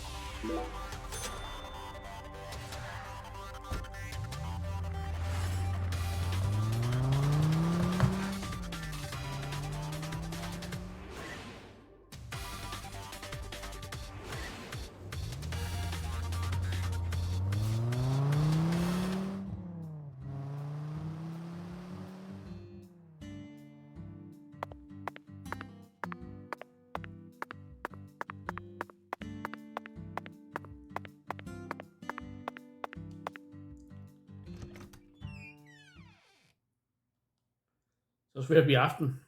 Her i Le Carré. Le Carré. Le Carré. Le Carré.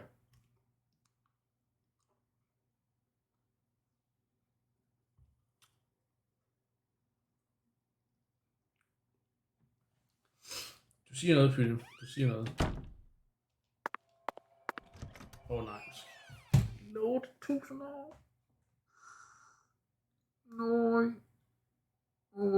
Så skal det load så lang tid. Lucari.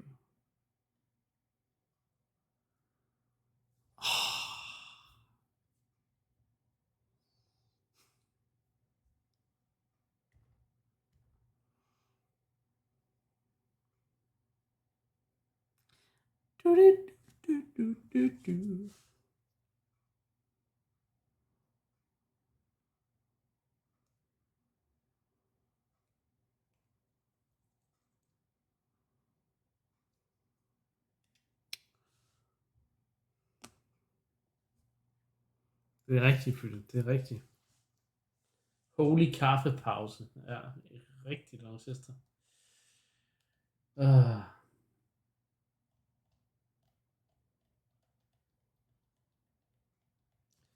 Det bliver endnu et afsnit uden combat, tror jeg.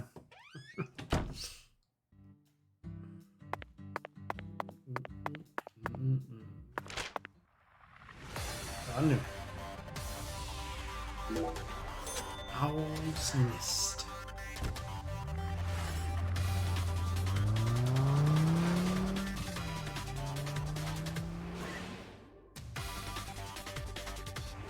Altså er I hyped på det næste store spil, der kommer? Pikmin 3 port til Switch i denne måned. Det er lige ved at være der.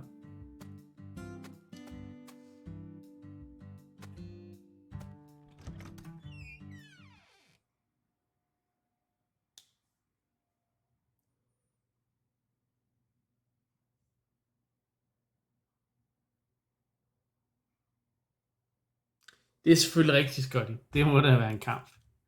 Mutant dræber en. Og selvfølgelig også hundene, der ikke er animeret.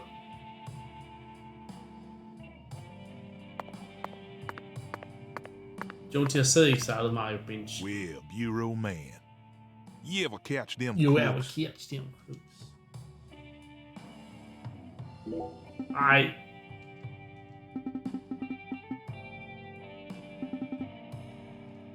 Hvorfor siger det ikke? Yeah.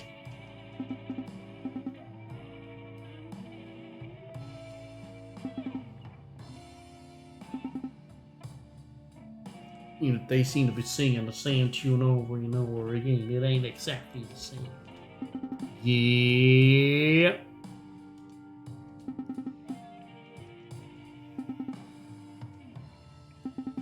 People are creatures who tire of things. Yeah.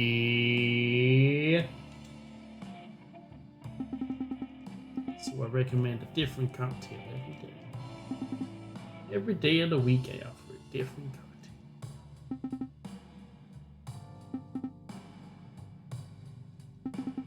That's my identity. We become pals. Og hvem har ikke lyst til at være en pal med Savior? That's it. Yeah.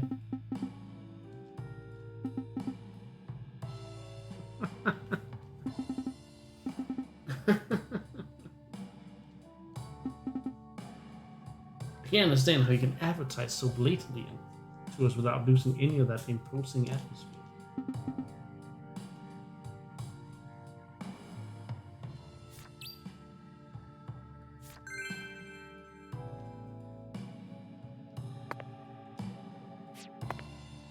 Well, Bureau Man. You ever catch them crooks?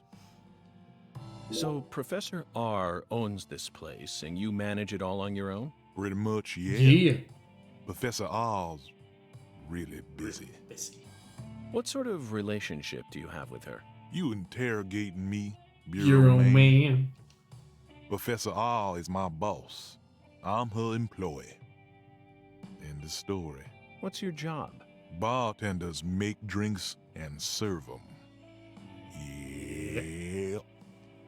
No special drugs on some secret menu? Louisiana's got music. We don't need drugs. Even in Louisiana, drug use is rampant. Not here, it ain't. Folks come here to enjoy a drink and listen to some jazz. I came across this spot when I was looking for a place where my buddies and I could play. Professor R happened to be looking for a bartender to sell some drinks and keep track of the money. Drugs. And if that bartender can also play some music on the side, it's just one big truth bomb, Bureau Man. Irrefutable. Yeah. I'm recording. Yeah. Crab cake. Oh, lager. Men det er jo nok... Jeg ved, om det er Trinidad Sour, eller om det er Dark and Stormy, der er... Vi skal også lige købe lidt crawfish, et tuf i for Jones's skyld.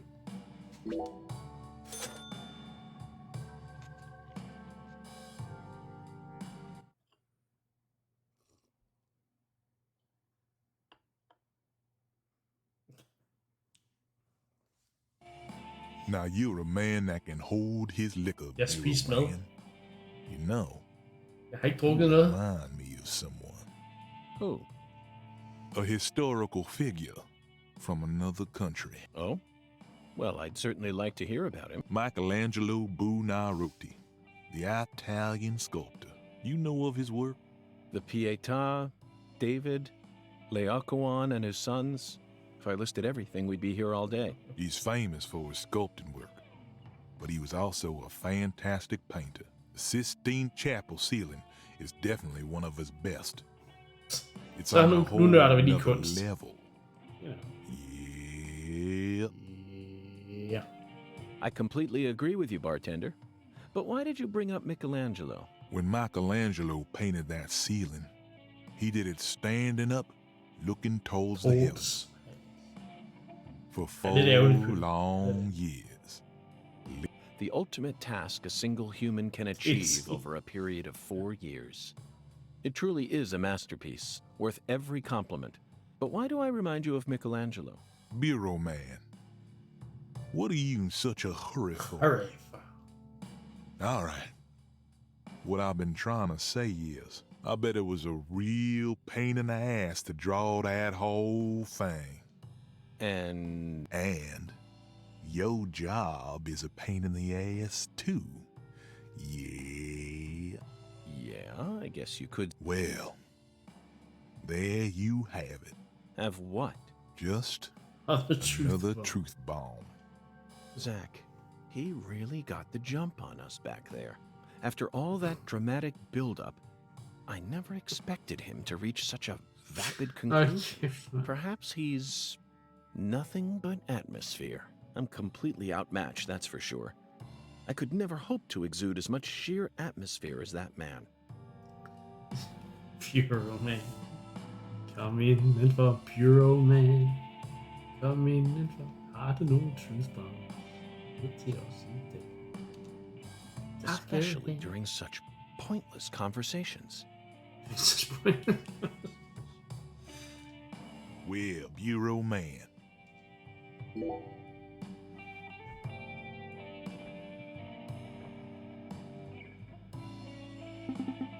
Wednesday's cocktail, Red Eye. Så nu har I fået masser af savior i den her stream, vil jeg så lige sige.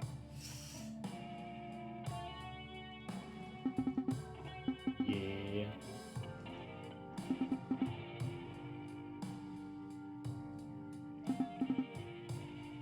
You just want to drink tomato juice, you wouldn't need to come to a bar. Yeah.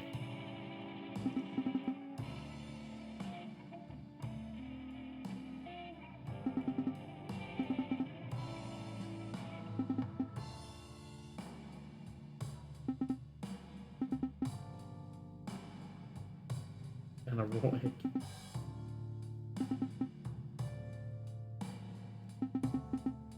Ej, rå æg og tomatjuice. Ej, okay. Oh god. Den nye Sinners. Tror du kan få darling med på den? Øl og tomatjuice, en til en. Jeez. Jeez.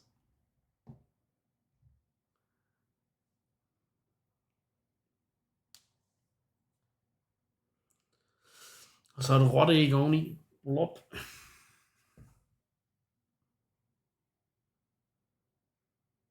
Jeg er snart træt af den loading screen. Det er jeg altså. Ked at sige det. Nu fik jeg det gode, hvor den stopper altså. Det var ikke et tegn.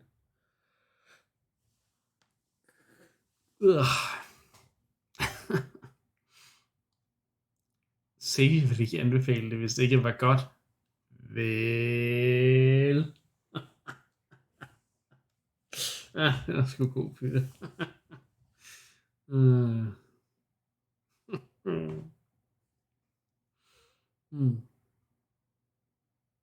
Yeah.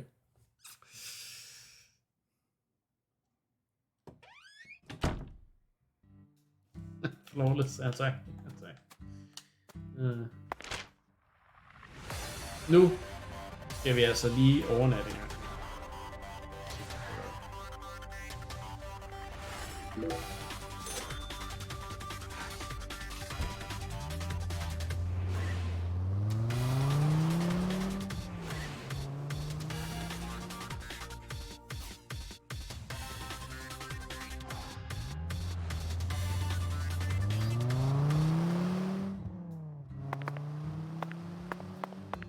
Der er nogle lyse netter her. Der er kun 6.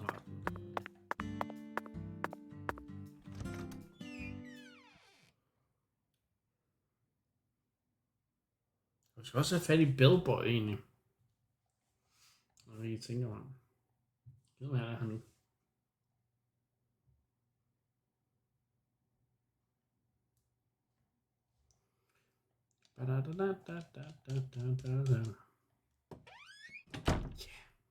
Hvorfor ikke, Darling? Hvorfor ikke?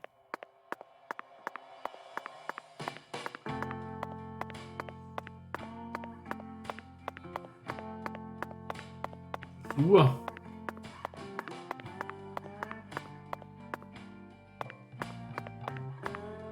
Det må vi så arbejde på.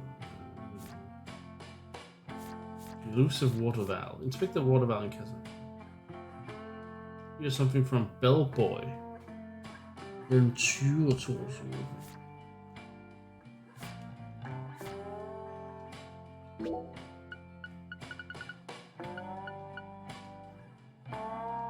Jeg må ikke ryge herinde. Så skal jeg gå ud? Nej. Okay, vi gør det i morgen. Hvornår var det? Var det mellem 9 og... Okay, jeg så bare til kl. 9. Det er fint. Jeg gider simpelthen ikke. Jeg gider ikke tage den loading screen en gang til. Eller, ja, det er done.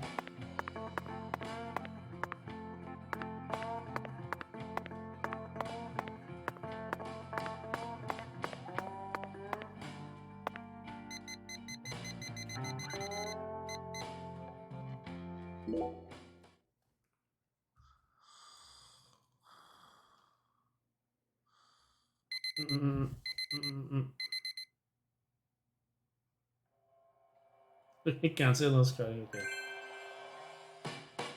Det er morgen for fanden.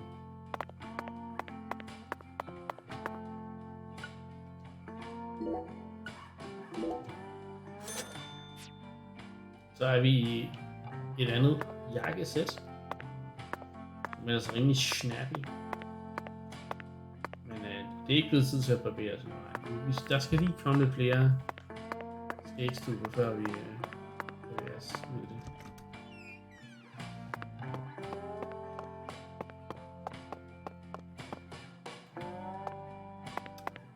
It's gangster time. Sure is some sun out there, ain't it, boss? Ain't it, boss? Get out of here, it ain't working. That ain't right. Well, boss, you gotta remember now, I'm just a meek little bellboy. Sounds like at least we gotta wait for that concierge of ours to...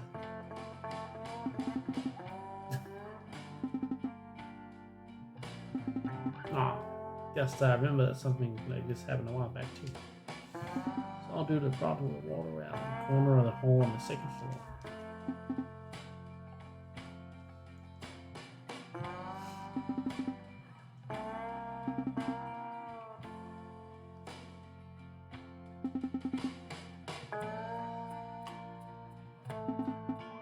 Ready to flick some muscle sack.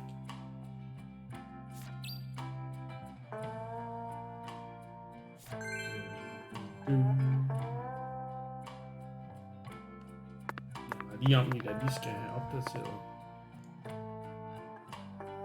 noget her.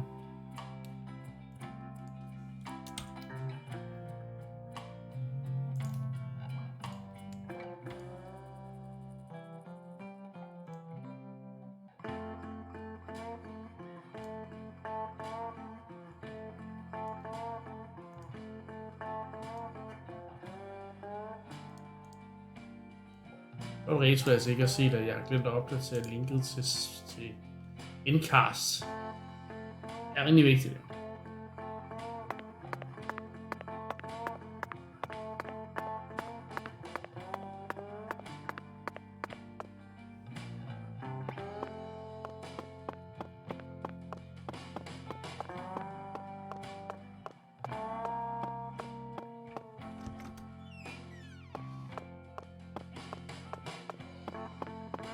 Ikke den. Så spiser de det med. And that's what I'm talking about. You can't get fine eating like this at any of those diners out there, so make sure you enjoy it. Barbecue shrimp, seafood platter, bananas. Fill you to the brim. Skal have noget ordentligt mad.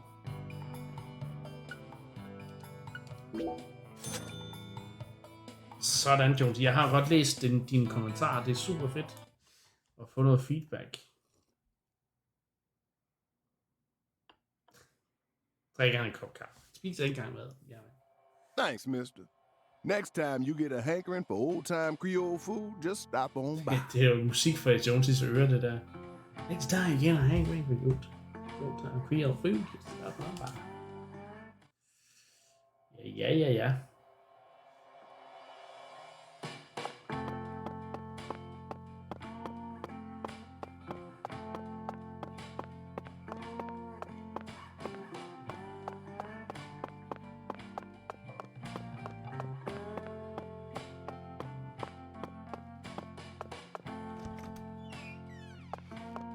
Det kan være, det er det.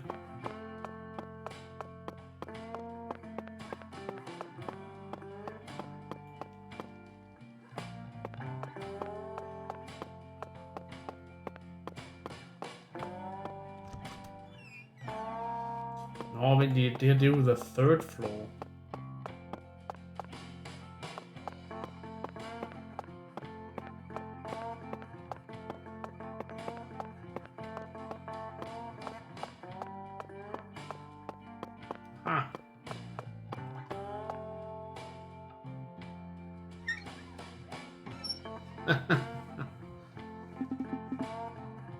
Don't you have don't you school?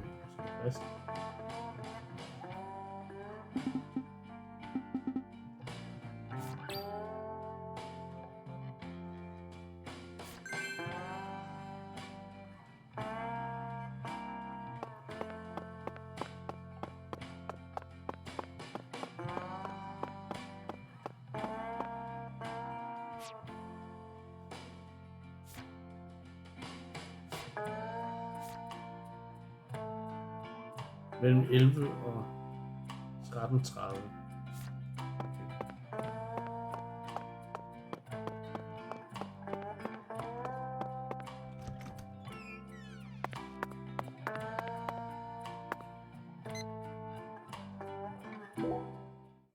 Det var det 11:30 og 13. Åh, fuck.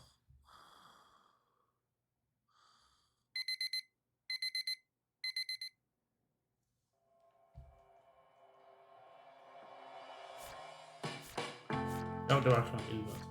Yes.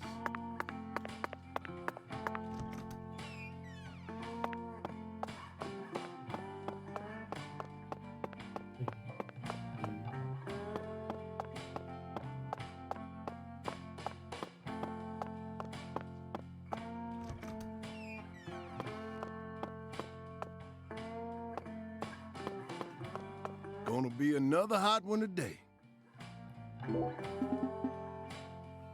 How do you like the shower pressure?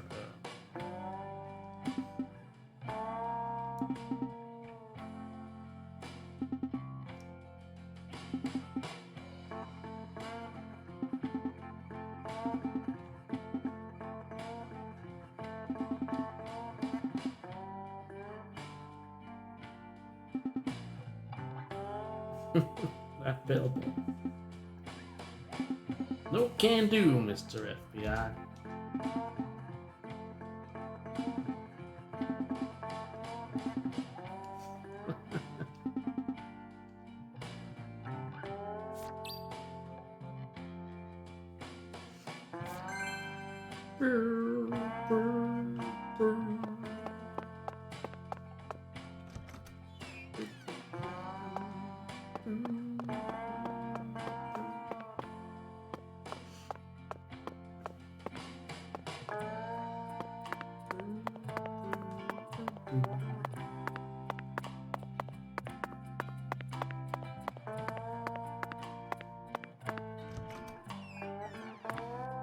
Uh-oh.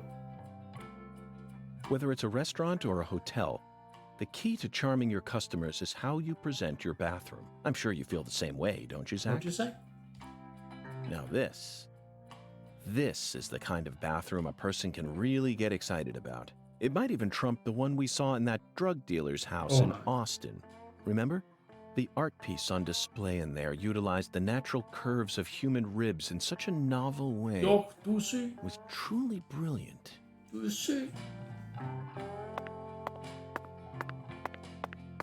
was truly brilliant.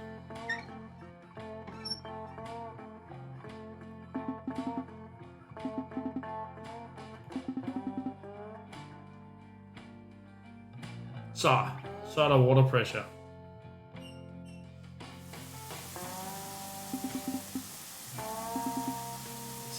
This is what you call a shower.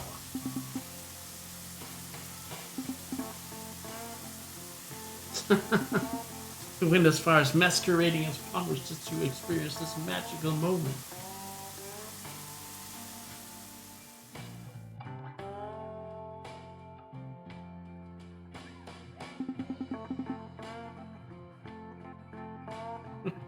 That trio had the goal to use an FBI agent as a shower there.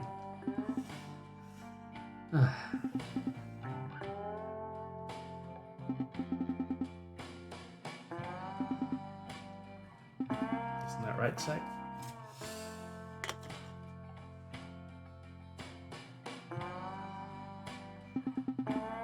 It's a bead. Ooh.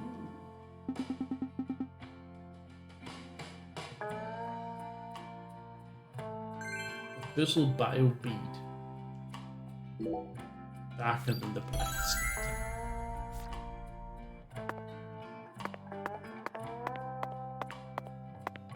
Shave? Nah.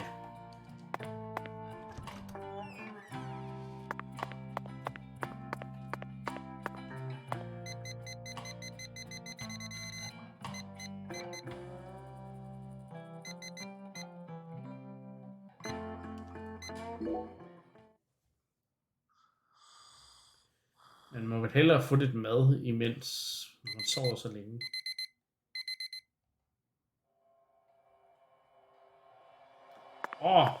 Critical. Shit, man. Det kalder jeg hungry as a hippo.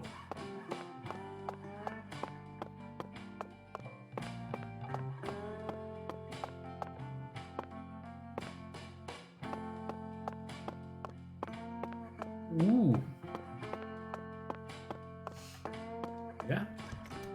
Fedt.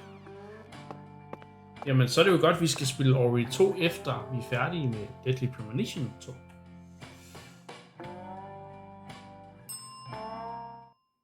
That's what you can't get fine, so make.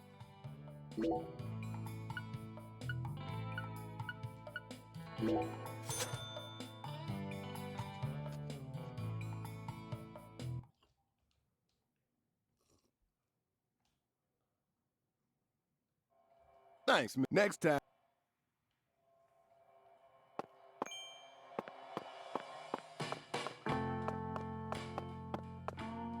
Fredag. Okay, så vi skal sove lørdag, søndag til mandag. 3 gange til.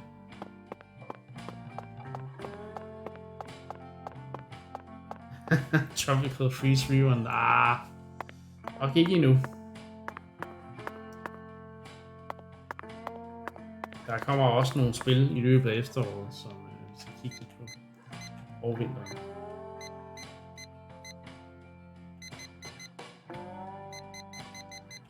Det er ret fedt, at han kan sove i 4. Jamen, den daglige... Men, for helvede. Er du klar, hvor mange loading screens det kræver, Pytte? Vi har også allerede misset en. Ja, det er løbet af kørt. Vi tager den fra mandagen af, og så. Jeg kan ikke overskue loading screens. Han vil bare... det er completionist Pytte, der bare er gået i ren selvsving der.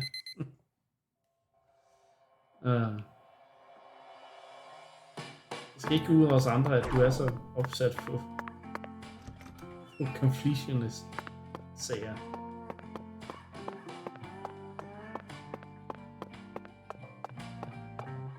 Et sejt trick, jeg kan her.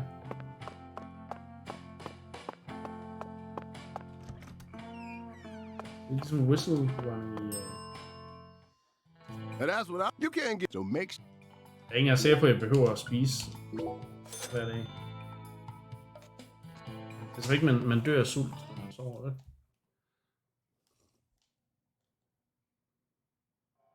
Thanks, mister. 5 af dem var float. Next time you get a hang. Wow.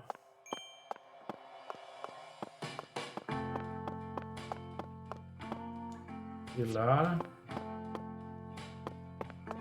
Snart er det søndag.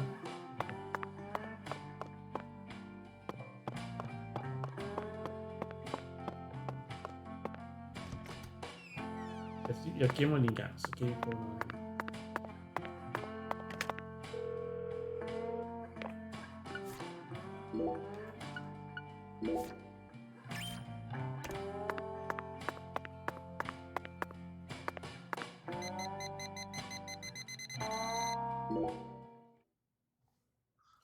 Timer.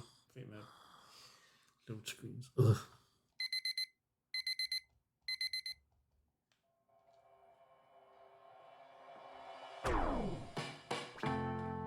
Ja.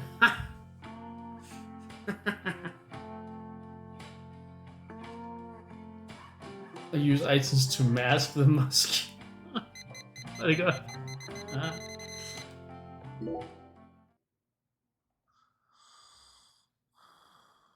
Sådan, så er der fluer. Spørgsmålet er, om vi skal tage det bad eller ej. Ej, det må vi nok hellere. Prøv at se. Prøv at se det skæg der. Due to the nature of our work, we've had to stay at hotels all over America. But Zach, do you know what I hate most about living out of a hotel? Shower pressure. The shower was invented so that human beings could quickly bathe in large quantities of water, correct? Yet there are far too many hotels in our nation that have showers with embarrassingly weak water pressure. It's an outrage. And I'll keep tooting my horn about this every chance I get, believe you me. Så det godt, det her water pressure er perfekt. Alle spil burde have disse mechanics, ja. Der mangler faktisk lidt en gå på toilettet mekanik. Det bliver også lidt bedre. Ja, det lad os... Skal vi ikke beholde skægget lidt? Eller hvad siger I? Skal vi ikke beholde skægget i nogle cutscenes? Det tænker jeg.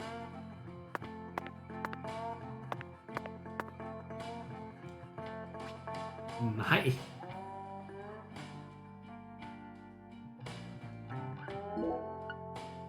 Så kommer der bare en nej for Princess og High Princess. Det skal i hvert fald være lidt længere.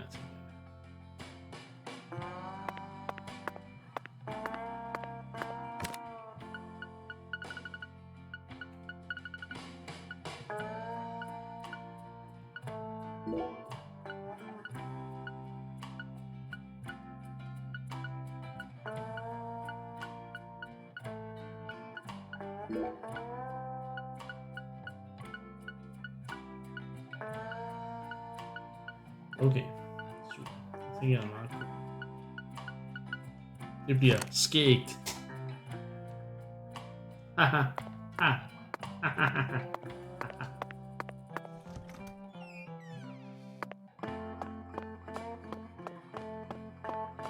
Whistle running, whistle running, whistle running, whistle running.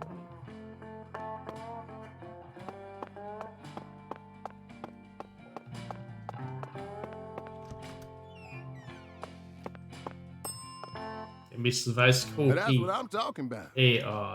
You can't get fine eating like this in any of those diners out there, so make sure you enjoy it.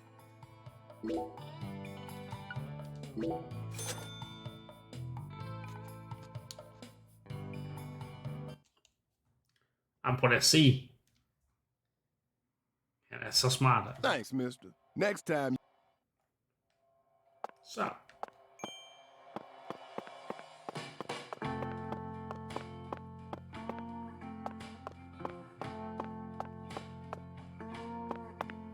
En sej ting at kunne her.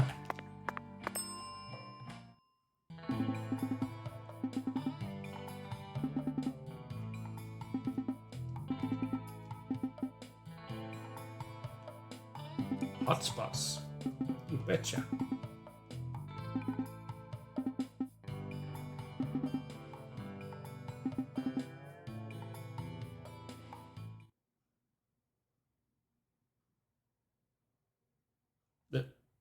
Hallo? Nå.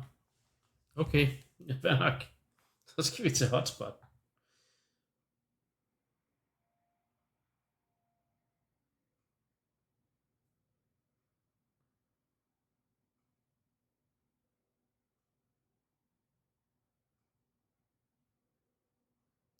Bates. Jeg tænkte, jeg bare lige skulle lave en lille fast travel ud til Diner and Lane, og så bliver man bare bamboozled til at køre et eller andet sted hen.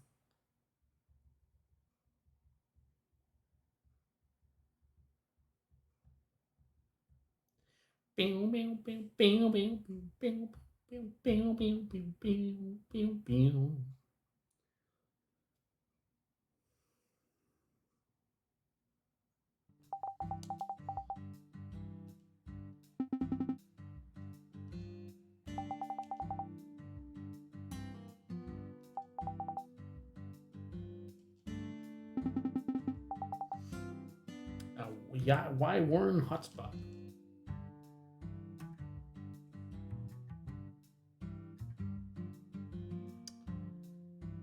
Recommended.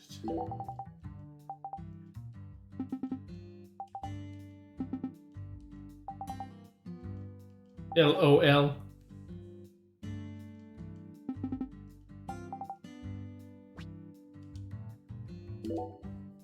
$3,5.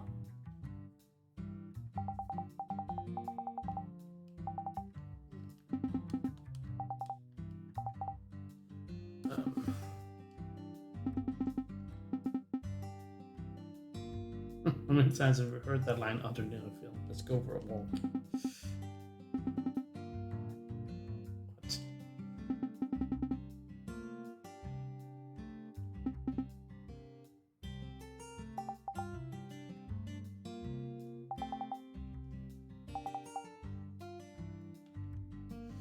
Hotspot bonus.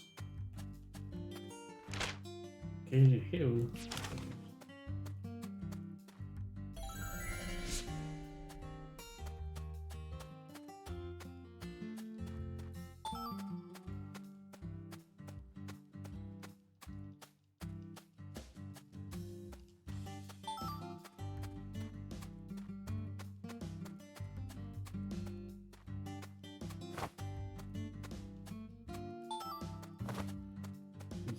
Irish.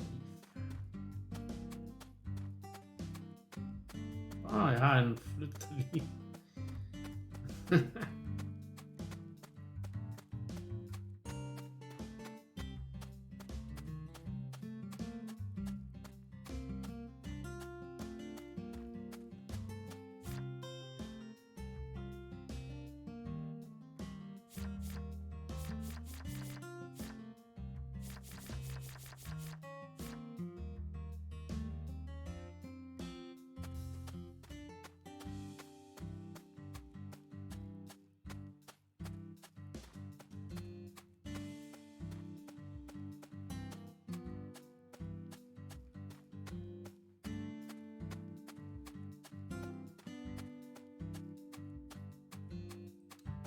Okay.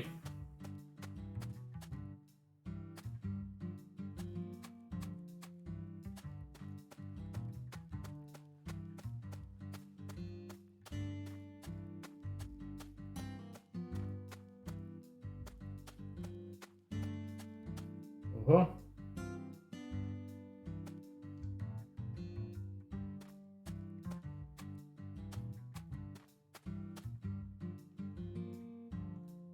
Og hvad så tager jeg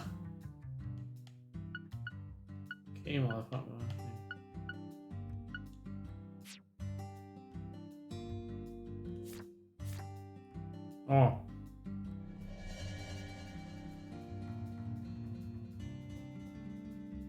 Den er focus mode.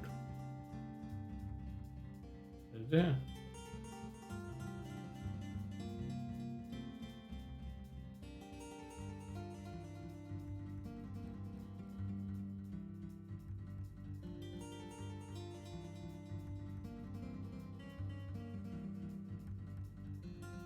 Den er god nok. Jeg skal ikke se nogen flør til lige. Ja, det.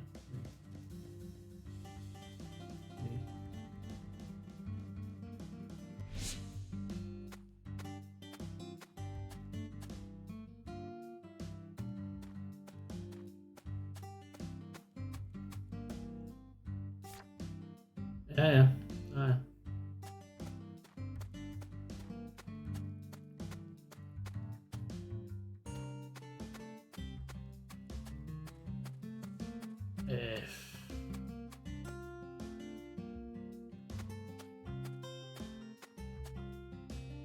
En skid.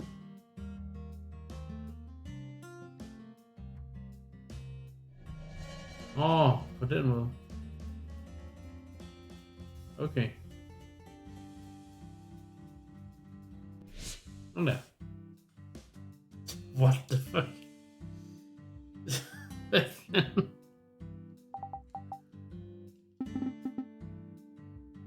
It's far more stimulating than I anticipated.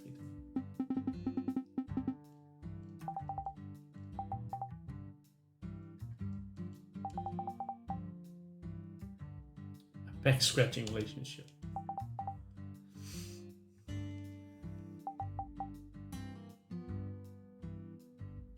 Det er jo fucked. Det er jo fucked.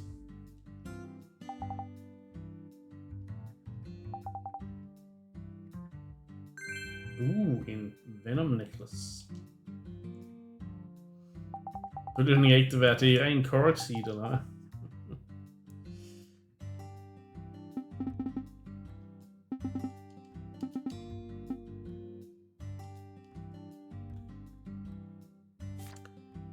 Så kan vi vel lige nå op over på det der ingrediens, inden vi skal stoppe. Det har fandme taget en time at få de der ingredienser der. Hold nu kæft, mand.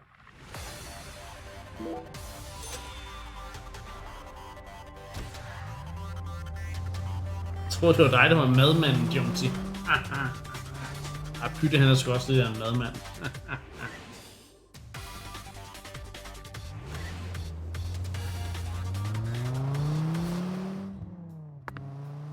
Har I åbnet, eller hvad? Det har de sgu. Fantastisk.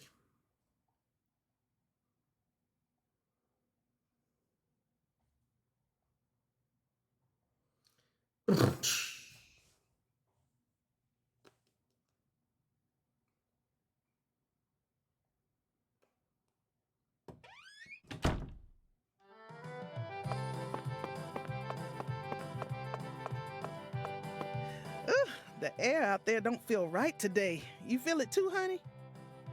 Yeah.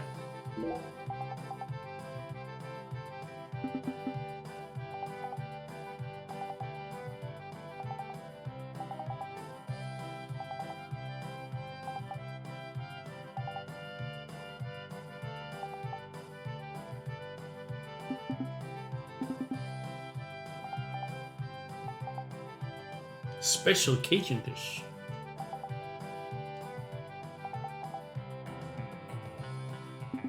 Sounds intriguing, doesn't it, Sam?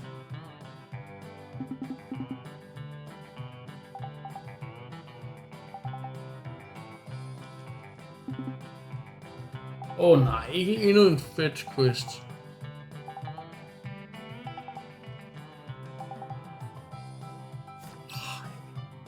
Det er en anden fin.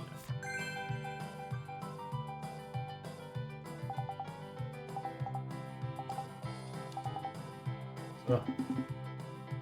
Whatever, kom nu. Vi skal videre. Nu skal skal jeg order? Oh, coming right up, honey. Shrimp and grits, stock hash. Red beans and rice. Fantastic. Alexis, would you mind keeping the red beans in the can? I'll pay the regular price, of course. Oh, my lord. Why don't you want me to take them out of the can? They're for an offering, you see. Oh, why didn't you say so? The Lord hungers. The Lord. Oh, nederen princess. Exactly. As you can see, I'm a pitiful lost lamb. Now I get it, Zach. This is nothing but a shameless fetch quest. Big tan sale, oh yeah. You hope you get tanned.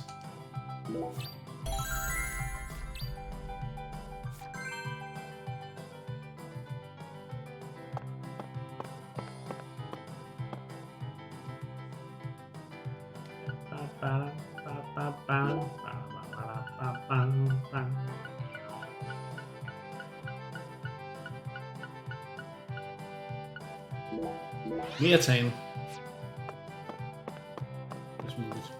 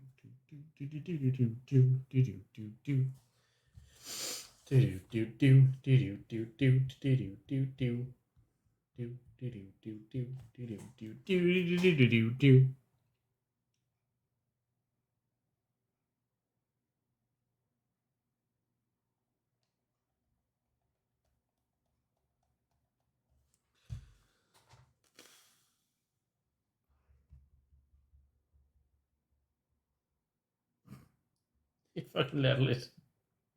Den fucking lovscreen er så latterlig. Zach, we finally met, and it was certainly no small task. I just hope it rewards us with some data that will help us push this investigation forward.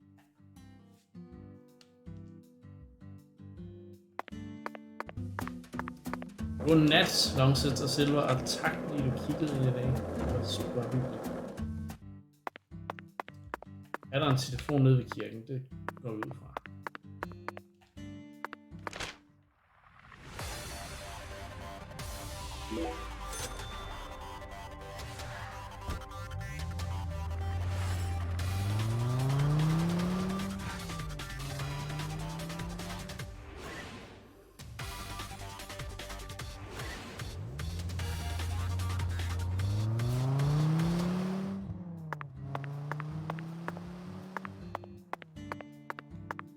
Der er sgu ikke nogen telefon. Nej, men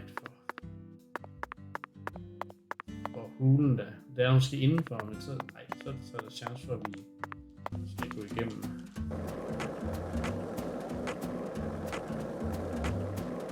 Wow. Lag.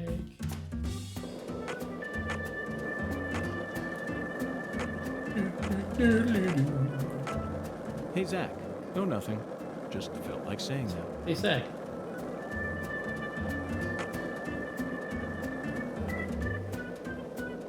Ja, der er power slide. Så kan jeg lave en wall-e på et der ting. Nå, men nu er det simpelthen slut for i dag. Det var nogle... Det gik ret hurtigt de første 2 timer. Den sidste time var godt nok langtrukken. På grund af en freaking fetch quest. Men York, han er tanned, han har fået skæg, og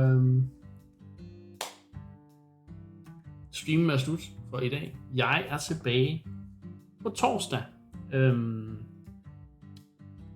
med mere Deadly Premonition 2, A Blessing in Disguise. Jeg kommer ikke til at 100% af DP2, desværre. Der skal også være plads til andre streams. Pas rigtig godt på jer selv, og hygge jer indtil vi ses igen. Det har været en fornøjelse, som altid.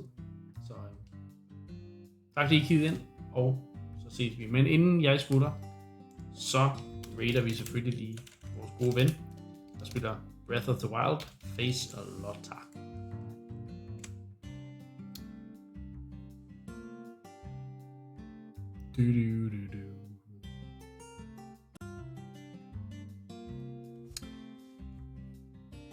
Hej hej.